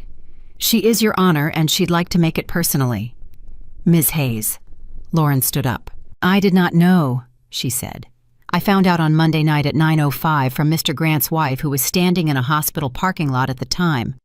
Before that moment, I believed those documents had been stolen, and I want the court to know that I spent about 6 hours on Monday believing I had lost the only thing I had. Thank you, the judge said. Sit down. She wrote something. Here's where we are. There will be no spoliation finding because there was no spoliation, and I want that sentence in the transcript in a form that can be read out loud in other buildings. She looked up. Mr. Yao, I'm entering a preservation order that runs against your client, not against Ms. Hayes. Whitmore Global Holdings will preserve all documents, all devices, all communications, and Mr. Yao all print logs effective immediately. Your Honor. And I'm scheduling a status conference in 30 days, she said. Mr. Yao, if between now and then this court receives any filing from your client that references this woman's mother in any capacity other than a medical emergency, I will read it very slowly out loud in open court, and then I will decide what to do about it. The gavel came down at 9:09. In the hallway afterward, Ethan Whitmore stood by a window with his hands in his pockets and watched his ex-wife walk toward the elevators, surrounded by 3 people, and it took him a moment to identify the feeling in his chest, because he had not felt it since he was maybe 22. He was watching somebody who had people. At 11:20 that morning, the Special Committee's forensic accountants took over a conference room on 37, and a woman named Priscilla Doyle, who had voted with Ethan on everything for 6 years, walked into his office without knocking and set down a single sheet of paper. What's this? That's your calendar for the next 4 weeks, she said. It's blank. Priscilla, every meeting you had is now a meeting I have. Every call you had is now a call I have. And Ethan, this is not a hostile act. This is a legally required act, so I'd appreciate it if you'd stop looking at me like I stole something. You did steal something. I inherited something, Priscilla said, which is worse because I have to fix it. She turned to go, then stopped. Can I say one thing off the record? Since when do you talk off the record? Since Tuesday morning. She turned back. I sat in that room and I heard a woman describe standing in a courthouse hallway while her husband said her mother's name to make her flinch. And I want you to know that I didn't vote against you because of the survey. Then why? Because I have a mother too, Priscilla said. And because for 6 years I told myself that the reason I always voted with you was that you were usually right. And it took 11 minutes on Tuesday to find out I'd just been scared of you. At 2:40 that afternoon, an independent geotechnical firm out of New Jersey began drilling verification borings at Harbor Point under the supervision of 2 engineers who had never heard of Ethan Whitmore, and by 4 they had stopped, and by 4:15, the lead engineer, a woman named Sonia Bristow, was on the phone with Priscilla Doyle. I need you to understand that this is preliminary, she said. Understood. We've got 3 borings in, and I'm not going to give you numbers today, but I'll tell you what I told my own partner 10 minutes ago, which is that whoever wrote the original survey was not lying. He was just early. Meaning the material we're pulling at 14 to 22 feet on the eastern half is not what's in the design assumptions, Sonia said. It's what's in the revised survey. The revised survey is right. Priscilla Doyle sat down. How bad? Ms. Doyle, I'm going to say a sentence and I need you not to repeat it as a conclusion because I don't have one yet. A pause. If that building had opened on the original schedule with the original foundation design, I don't think it falls down. I think it settles. Differentially, over about a decade. And I think somewhere in year 6 or 7, somebody notices the doors on the east side don't close right, and then it becomes the most expensive thing anybody in this conversation has ever seen. And people living in it. 412 units, Sonia said, and a school. At 5:10, Priscilla Doyle walked into Ethan Whitmore's office for the second time that day and did not sit down. The revised survey is right, she said. Ethan didn't move. Say something. How many borings? 3. 3 borings on a 9-acre site. Ethan. Her voice went flat. Do you hear yourself? I just told you the thing you spent 3 years hoping wasn't true, and your first sentence is a sample-size objection. It's a reflex, Priscilla said. That's all it is. It's the same reflex that told a man to sit on a report, because in February it'd be somebody else's problem. She put both hands on the back of the chair. I've known you 11 years.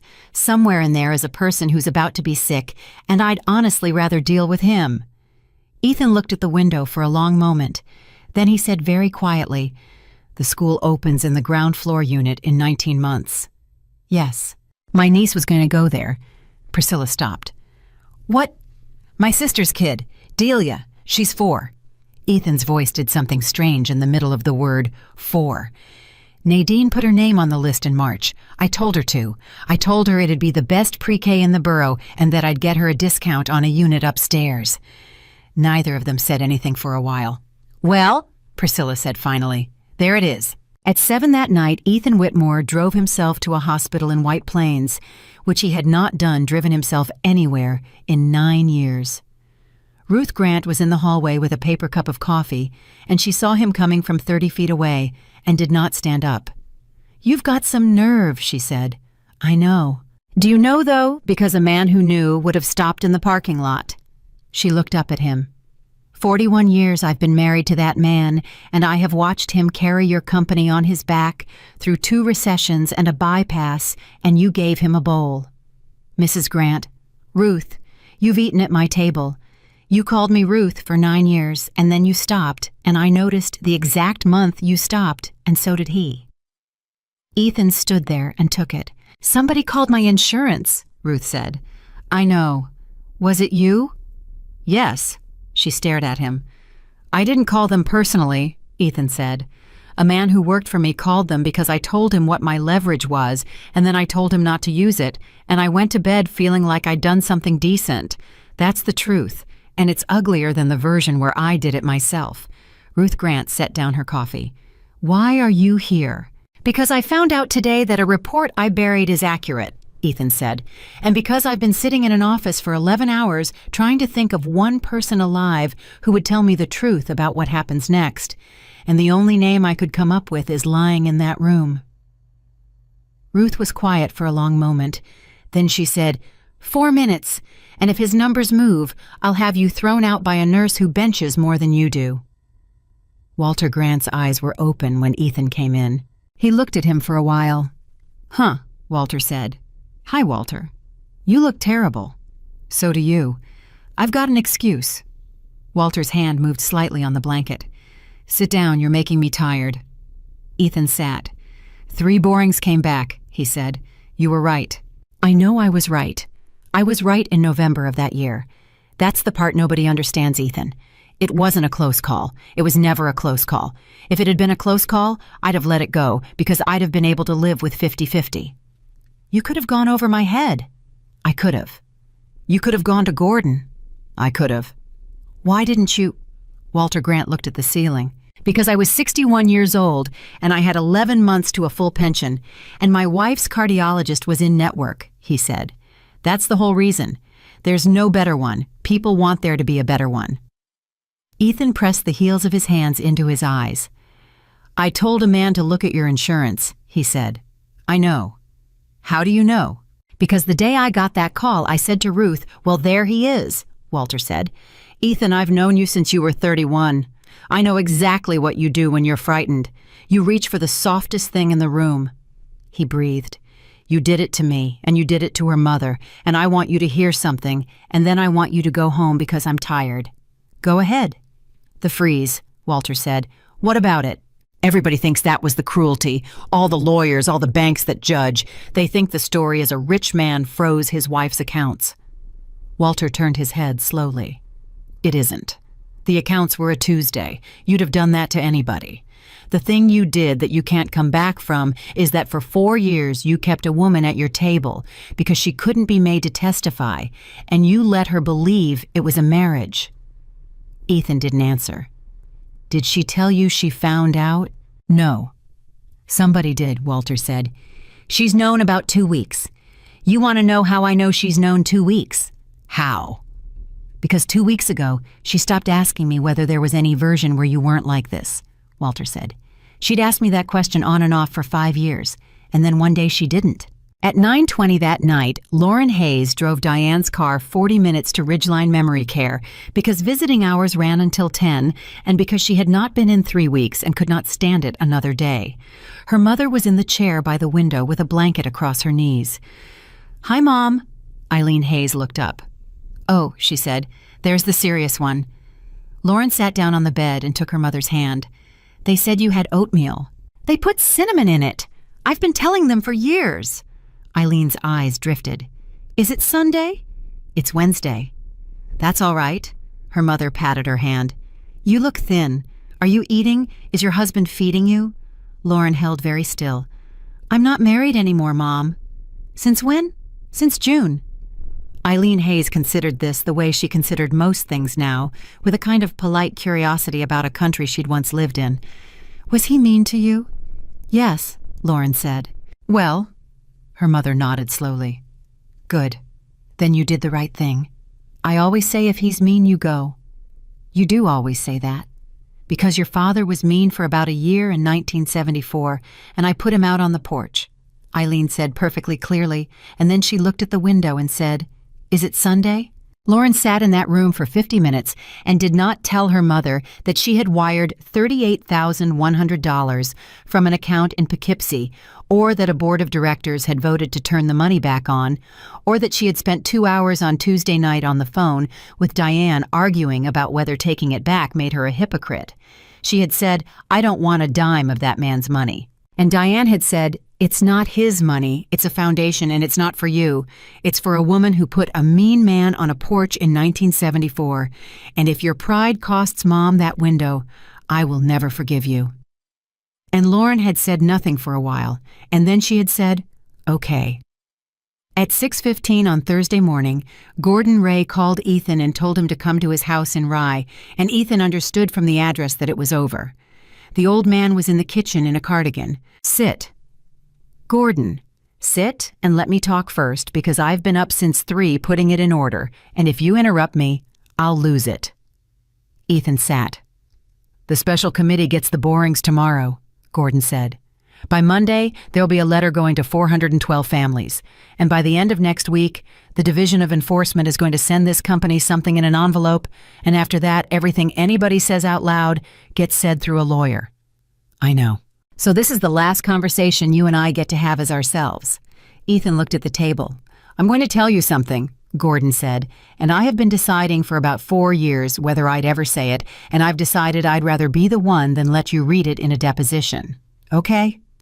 Your father did this, Gordon said. Ethan's head came up. What? 1989, 11 acres in New Rochelle. There was a report and he put it in a drawer, and the deal closed. And 8 months later, it cost him about $4 million, and it nearly cost him more than that. Gordon's hands were folded. And I sat in a room with 2 other men, and we made it go away. We restructured it. We ate the loss, we called it a market correction, and your father shook my hand and cried, and then he went home and never told his wife or his son. Ethan couldn't speak. He was a good man for the next 22 years, Gordon said. Genuinely. Some men only need to be caught once. But I'm going to tell you the part that keeps me up, which is that when you were 31 and you came to me with a mouth and a pitch deck, I wrote you a check for $8 million, and I did it because of your father, and I never told you the story. Why not? Because I thought I was protecting his memory.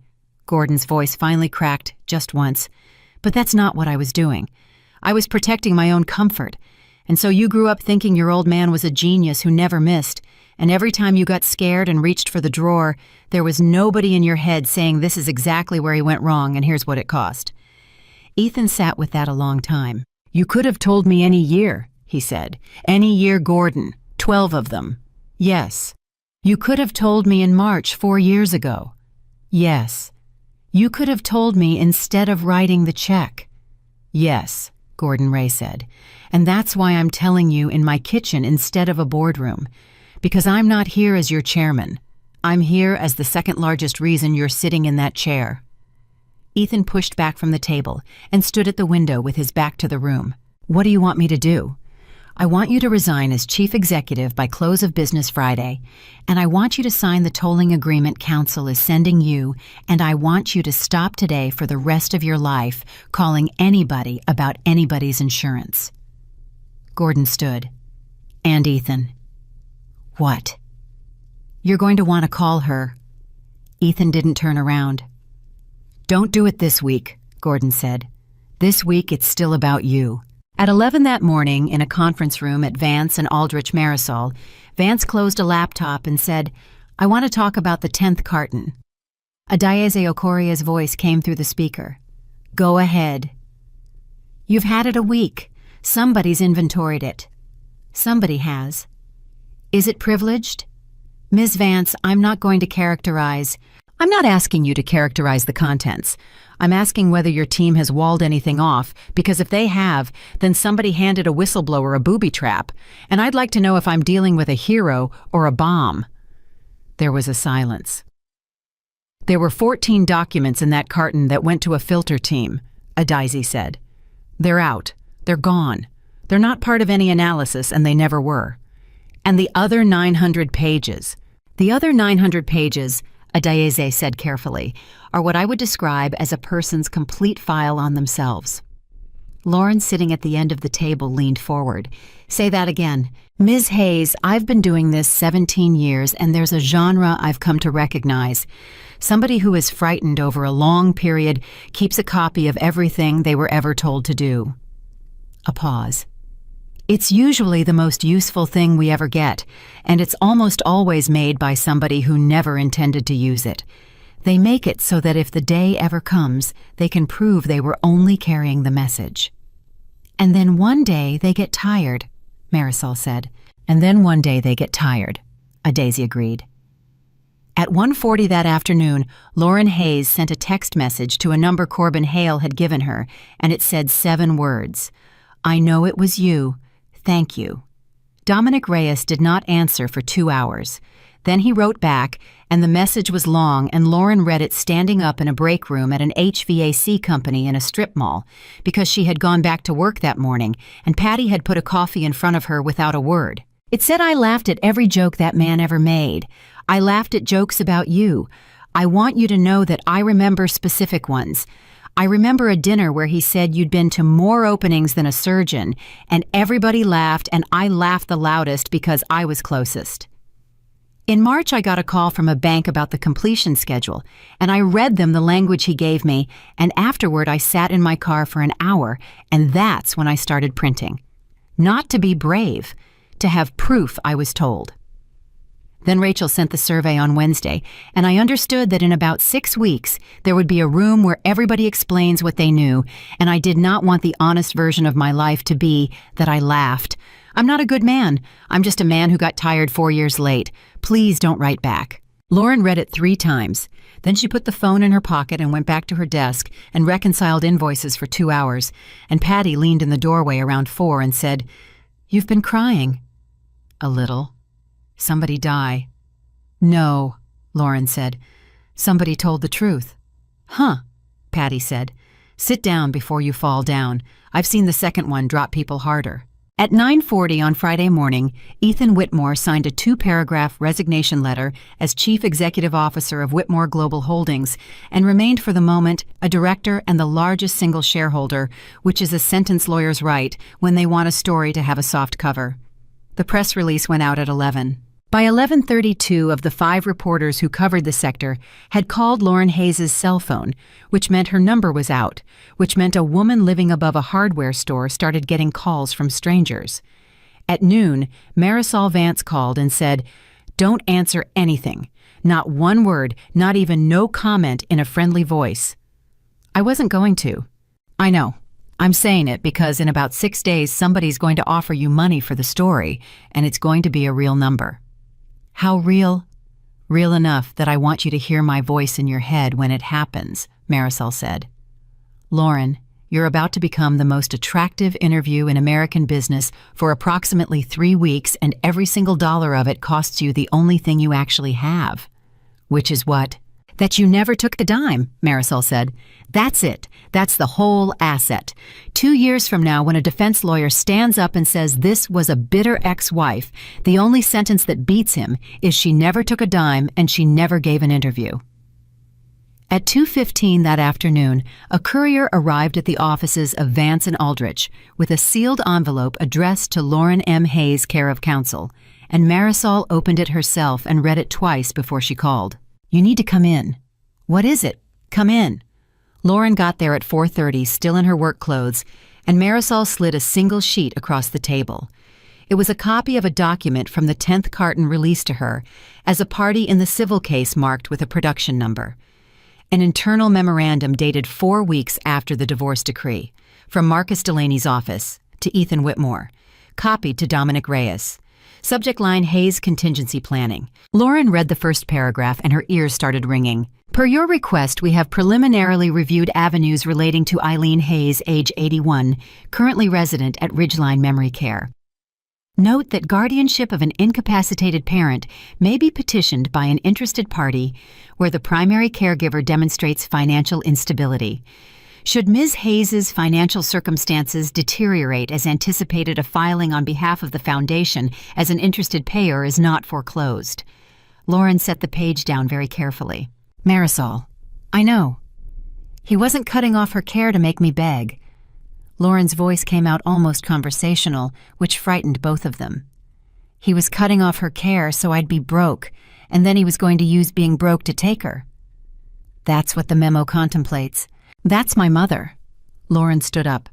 That's a woman who doesn't know what year it is. He was going to have a judge hand her to a foundation with his name on it, and then he'd have owned the only thing on this earth I would have walked back into that marriage for. Marisol didn't say anything. 4 weeks after, Lauren said.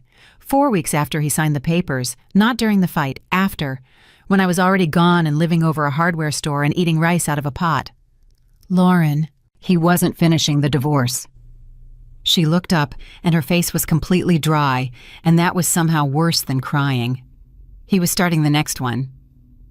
Marisol Vance let the silence run for a full 10 seconds before she said anything, because she had learned in 19 years that the sentence you say to a person in that particular minute is the one they quote back to you at trial. Sit down, Lauren. I don't want to sit down. Sit down anyway, because I'm about to tell you something you're going to hate, and I'd rather you were sitting. Lauren sat. That memo is a lawyer's memo, Marisol said. Read the verbs. Preliminarily reviewed, not foreclosed. Every single sentence in there is written by a man who knew it might one day be read by somebody exactly like me. There's no instruction in it. There's no plan. There's a menu. He asked for the menu. Yes, he did. He asked a law firm to look into whether he could take my mother, Lauren said, 4 weeks after the decree. Marisol, I was reconciling invoices for $22 an hour, and he was paying somebody $800 an hour to research guardianship petitions. I know. So what do we do with it? And Marisol Vance said the thing Lauren hated. Nothing, she said. Not yet. Lauren stared at her. Explain that. Because right now, you are the most credible person in this entire matter, Marisol said. You gave a bank a question. You never leaked a page. You never took $1. You stood in his boardroom and told the truth in front of 8 directors, and you didn't raise your voice once. And every institution watching this has spent 6 weeks quietly deciding whether you're a citizen or a scorned wife, and Lauren, that verdict is not in yet. And if I take this to a reporter? If you take this to a reporter, you win a Tuesday, Marisol said. You get one enormous, satisfying, incandescent Tuesday. Every headline in America says billionaire plotted to seize ex-wife's mother, and for about 36 hours, you will feel something close to justice. She leaned forward, and then his lawyers stand up, and they say this is a woman who took a privileged internal memorandum produced in civil discovery and fed it to the press to inflame a jury pool, and they'd be right. And Priya Raghavan, who has been the best thing that's happened to you, would have to sanction you, and she would. Gee, Lauren pressed her thumbs into her eyes. So I sit on it. You don't sit on it. That's his word, and I'd like you to never use it about yourself. Marisol tapped the page. You file it, properly, in an amended answer and counterclaim on a docket with a number on it, where a judge reads it and the public record swallows it whole, and it lives there forever. That's slower. It's less satisfying. And it can't be taken away from you. Lauren looked at the page for a long moment. When? 30 days. Status conference. In front of the one judge in America who already told his lawyer out loud on the record what would happen if this woman's mother showed up in another filing. And Lauren Hayes laughed. It came out of her before she could stop at one short, astonished breath. He put it in writing, she said. He put it in writing 4 weeks after the decree, Marisol said. And then 2 weeks ago, his own outside counsel put her in a pleading again. Lauren, I have been doing this since 1996. Nobody ever gets caught doing the thing.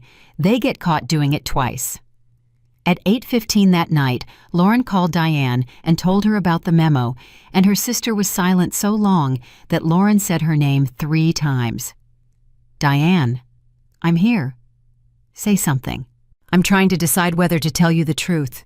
You've never once not told me the truth. Okay. Diane's voice was very low. In August, a woman called me.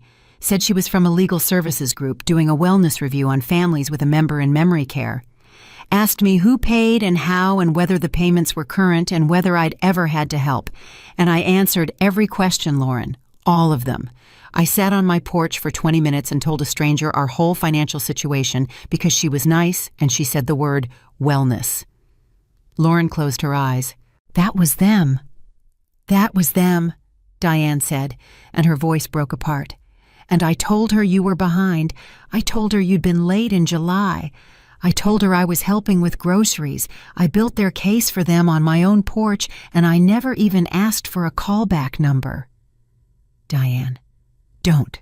Diane, listen to me. Lauren's voice went hard and warm at the same time. You are a school nurse who answered a phone call from somebody who said the word wellness. That's not a mistake. That's the entire design. They don't call people who are suspicious.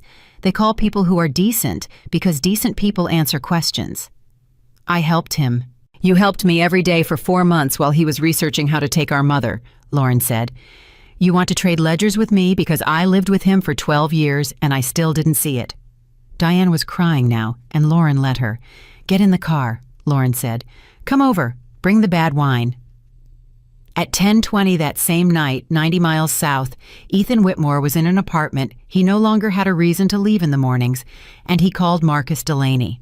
You're not my lawyer anymore, he said. That's correct, which is why you shouldn't be calling me. One question, not about the case. Ask it and I'll decide. The Hayes contingency memo. There was a pause, exactly 1 beat too long. I'm going to hang up, Marcus said. Marcus, no. Listen to me because I'm going to give you the last free thing you'll ever get from me, and then I'm going to stop answering. Marcus's voice was tight. I want you to know that I wrote the most defensive memo of my career. Every hedge I could think of. Preliminarily. Not foreclosed. Do you know why? Why? Because I was hoping you'd read it and think it sounded weak and drop it, Marcus said. That's what I did instead of saying no. I wrote you a bad answer and hoped you'd lose interest. That's the whole story of my last 6 years, and it's going to be in a deposition, and my wife is going to read it. Marcus? And Ethan, you didn't lose interest, Marcus said. You called me 11 days later and asked what the filing threshold was in Westchester. I have that call in my time entries, 0.6 of an hour. Good night. Ethan sat in that apartment for a long time. Then he went into this kitchen and stood at a counter where a woman had once read a folder at 11 o'clock at night, and he understood finally and completely that there was no version of the last 4 years. He could tell himself where he came out as a man who had made mistakes. He had made one mistake. In November, 4 years ago.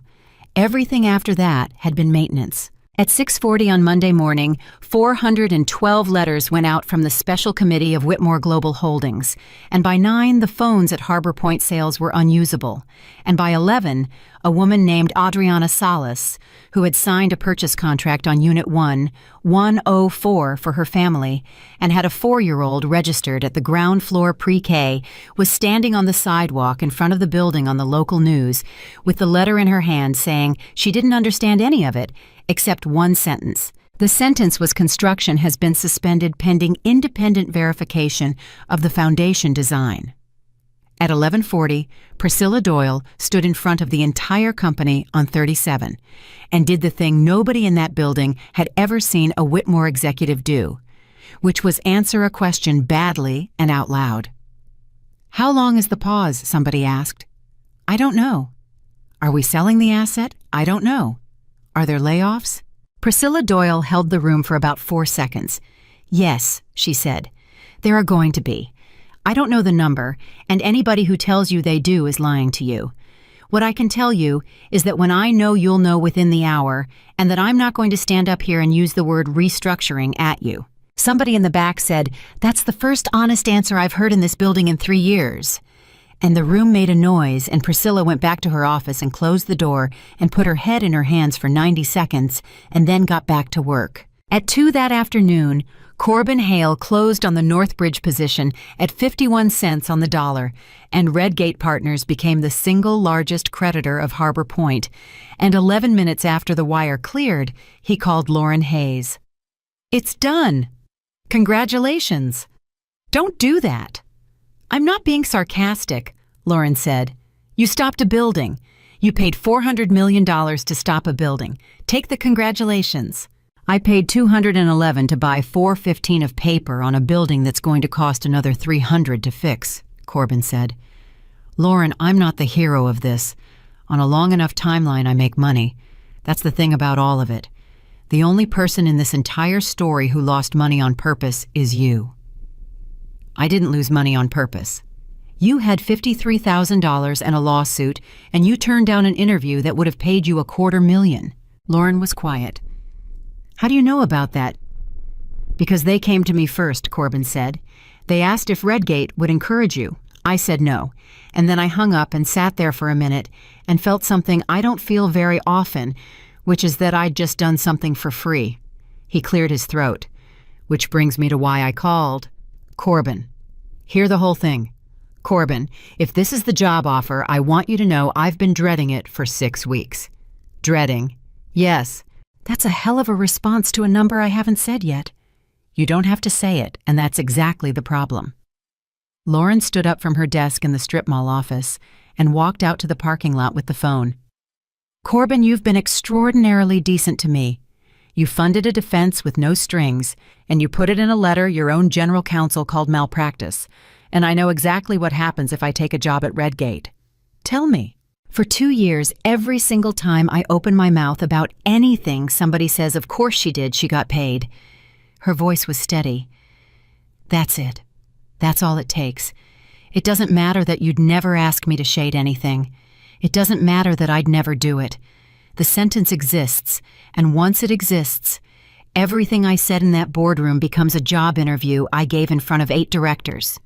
Corbin Hale was quiet for a while. You know what the worst part of this business is, he said finally.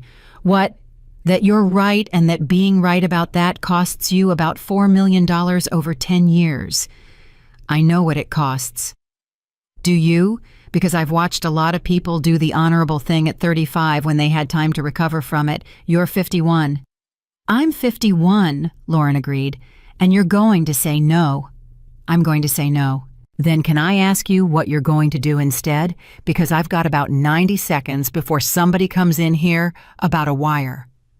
Lauren looked across the parking lot at an HVAC company with a hand-painted sign. I'm going to keep reconciling invoices for Patty until this case is over, she said. And then I'm going to hang out a shingle, and I'm going to do one thing, and I'm going to do it for people who can't pay much, which is what? I'm going to read the documents, Lauren said. That's my whole skill, Corbin. 12 years of reading the thing everybody signs and nobody reads. There are boards out there right now with a woman sitting in the second row who knows something's wrong and can't prove it and doesn't have the vocabulary. I was her for 4 years. I'm going to be the phone call she makes. At 4:50 that afternoon, Lauren Hayes' phone rang with a number she recognized and had not answered in 9 weeks. She looked at it for 4 rings. Then she went out to the parking lot again and answered. Hello, Ethan. You picked up. Say what you called to say. I'm not calling about the case. That's not an answer to what I said. There was a pause, and when he spoke again, his voice was different than she had ever heard it sanded down. I read the memo, he said. You wrote the memo. Wrote. I asked for it. Marcus wrote it. A breath. Lauren, I've been sitting with this for 4 days, trying to construct a version where I'm not the man in that document, and I can't. That's the first true thing you've said to me in 4 years. I know. So say the rest of it. I don't know what the rest of it is. Yes, you do, Lauren said. Ethan, you called me. That means you rehearsed. You've rehearsed every conversation you've ever had with me. So say the rehearsed part, and then we'll get to the real one.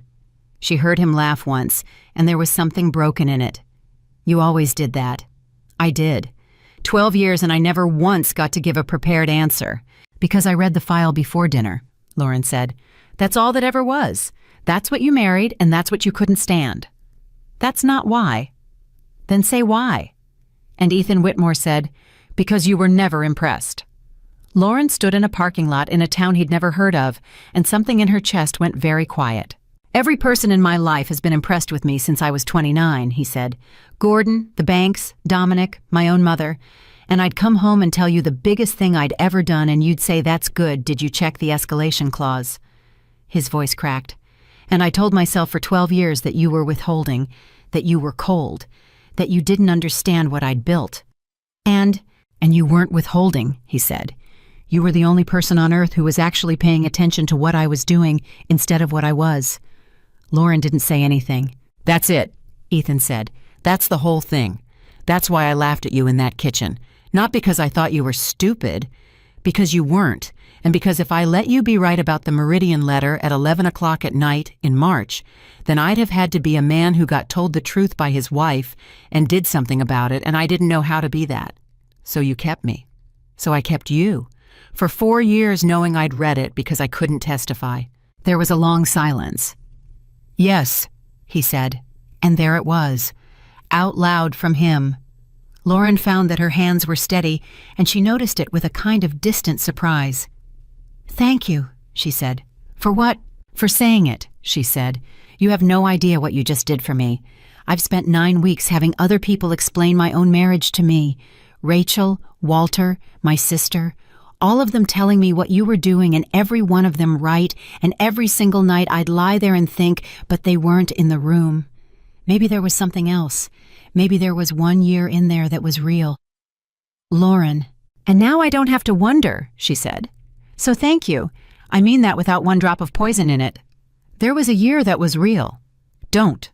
The third one, Ethan said. Your father died in March, and I flew back from Singapore, and I sat on the bathroom floor with you for 2 nights, and I didn't check my phone once. Lauren, that was real. I'm not asking you for anything. I need one thing in my life to have been real, and I'm asking you not to take that one. Lauren closed her eyes. It was real, she said. He made a sound. It was real, Ethan. That's what makes all the rest of it obscene. She wiped her face with the back of her hand. You were capable of it. That's the part that took me 9 weeks to get through. If you were a monster, the whole way down, this would have been easy. But I sat on a bathroom floor with a man who was good to me for 2 nights, and 11 years later, that same man had a law firm look up guardianship statutes for my mother. I'm going to withdraw everything, he said. That's not up to you anymore. The suit against you, I can withdraw that. I'm still a director, and I'm still the largest shareholder, and I can make that one call. Ethan, Lauren's voice was very gentle, and it was the worst sound he'd ever heard. I don't want it withdrawn. What? I want it litigated, she said.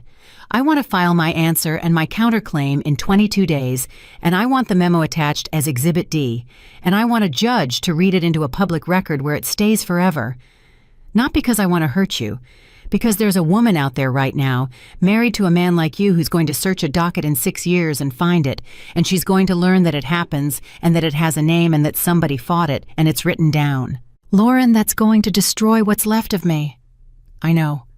And you're going to do it anyway. Yes. There was a long, long silence on the line. Okay, Ethan said. Okay.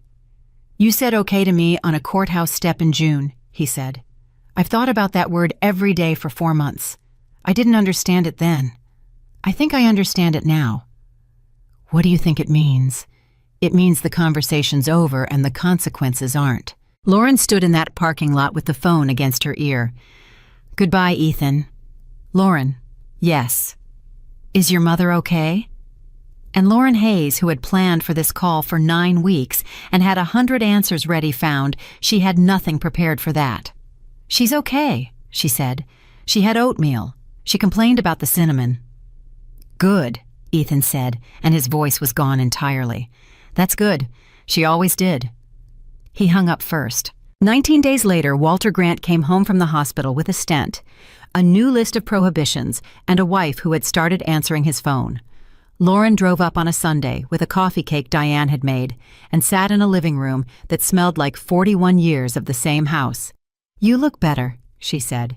I look like a man who's been told he can't have salt. He can have salt, Ruth said from the kitchen. He can have a 1/4 teaspoon and he acts like it's a hostage situation. Walter waved a hand at the sound. Sit down. Tell me the real thing, not the lawyer version. Lauren told him. The borings, the letters to 412 families, the resignation, the memo. Walter listened with his eyes closed, and when she got to the memo, he opened them. Say the date again. 4 weeks after the decree. Huh. He was quiet a moment. Lauren, I'm going to tell you something, and I want you to let me finish because Ruth says I'm not allowed to get excited. Go ahead. I've spent 3 years believing the worst thing I ever did was keep quiet about a soil report, he said. And when I drove those boxes down there at 4 a.m, I thought that was me squaring it. Even trade. 3 years of cowardice, 1 hour of nerve. Walter, let me finish. He shifted. And then I had a heart attack, and I laid in a bed for 11 days with nothing to do, and I finally understood that I had the whole thing backwards. That report was never the worst thing. The worst thing was that in 9 years of watching that man, I never once said anything to you. Lauren stopped with the coffee cup halfway up. To me, you'd come to those Christmas parties, Walter said, and I'd watch him talk over you, and I'd watch you let him, and I'd think that's a marriage that's not my business, and every year I'd think it a little less convincingly. His hands were shaking now. I knew what he was in a boardroom, Lauren. I'm the only person who was in every one of those rooms for 9 years, and I never once found a quiet moment and said, hey, I don't know what he's like at home, but I know what he's like at work, and I'd hate for you not to know. That wasn't your job. That's the sentence, Walter said. That's the exact sentence. That's the one I said to myself for 9 years. And it's the one everybody says. And it's how a man like that gets 12 years. He looked at her. The banks didn't fail here. The board didn't fail here. 60 people who knew and said nothing failed here, and I was the senior one. Lauren sat with that for a while. Walter, can I tell you what I've decided to do? Please. I'm going to be the person somebody calls, she said.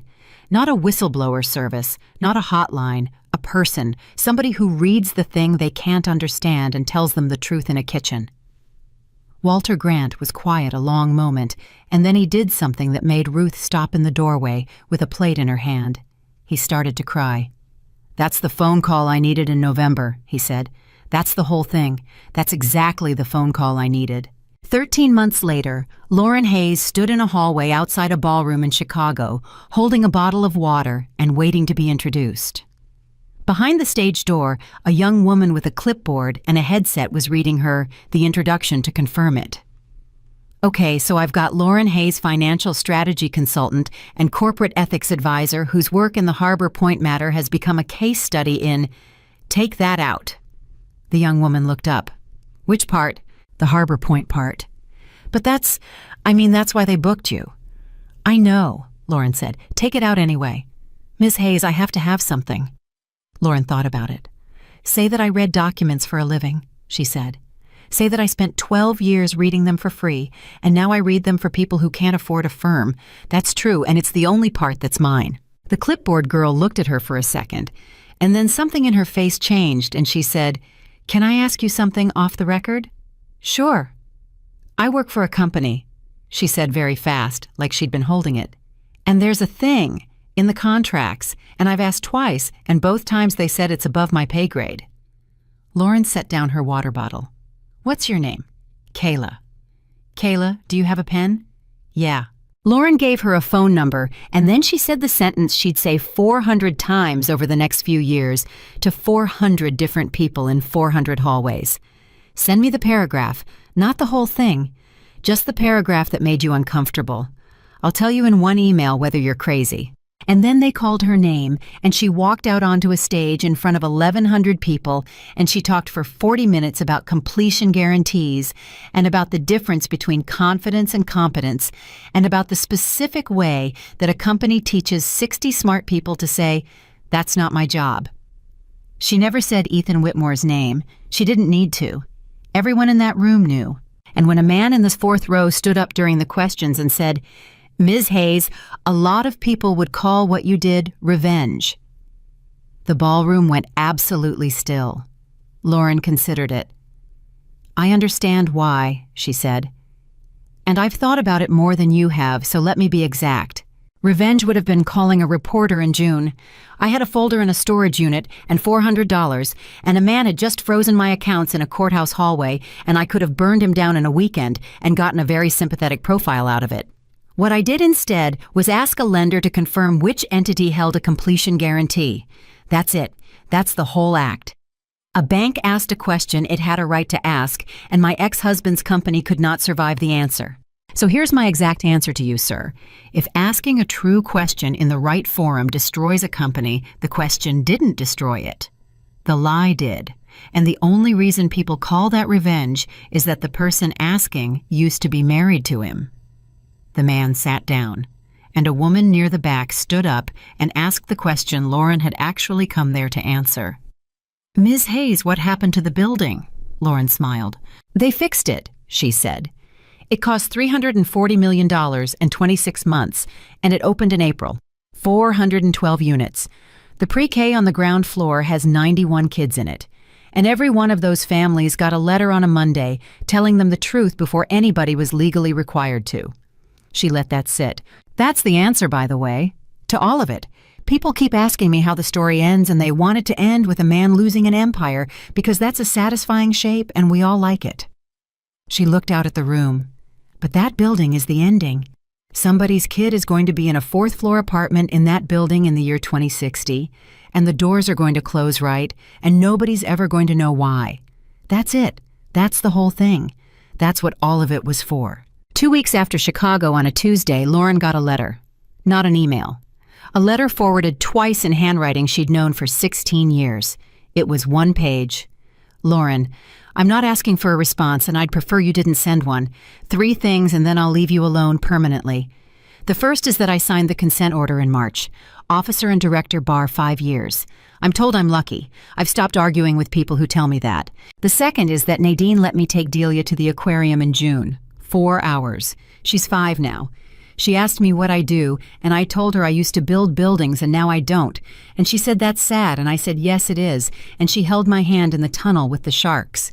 I have thought about that more than I have thought about the $2.1 billion. The third is the one I have been trying to write for a year. You said on the phone that there was 1 year that was real, and you let me have it, and I want you to know that I understand what that cost you and that I have not spent it cheaply. I think about it when I want to feel sorry for myself, and I make myself stop because it wasn't given to me for that. I don't have a request. I know that's unusual for me. I'm just telling you that a man who spent 12 years needing to be the smartest person in every room he entered eventually walked into an aquarium and let a 5-year-old explain sharks to him. Ethan. Lauren read it twice standing in her kitchen, her own kitchen in a small house she'd bought with her own money 40 minutes from Ridgeline. Then she folded it and put it in the drawer with the utility bills because that was the correct drawer. She did not answer it, not because she was cruel, because she had learned at 51 years old in a walk-up above a hardware store with $407 and a bus schedule taped to a refrigerator that not every sentence requires a reply. Her mother died the following spring in the room with the window she knew with both daughters holding a hand. Lauren Hayes was there at 3 a.m, and she did not think about Ethan Whitmore once. 3 years after a man froze his wife's accounts in a courthouse hallway to make her flinch, Lauren Hayes had 11 clients, a house, a used car she'd paid cash for, and a phone that rang at odd hours with frightened people on the other end of it. She never got rich. She never gave an interview. She never took a dime from anybody who stood to gain from what she knew. And the last thing anybody should understand about this story is not that a woman brought down a $2 billion empire, because that isn't what happened. A man built something on a lie, and it fell exactly on schedule, the way lies do. What Lauren Hayes did was refuse one single time on the worst day of her life to carry it for him 1 day longer. He froze the accounts he could reach. She was already free.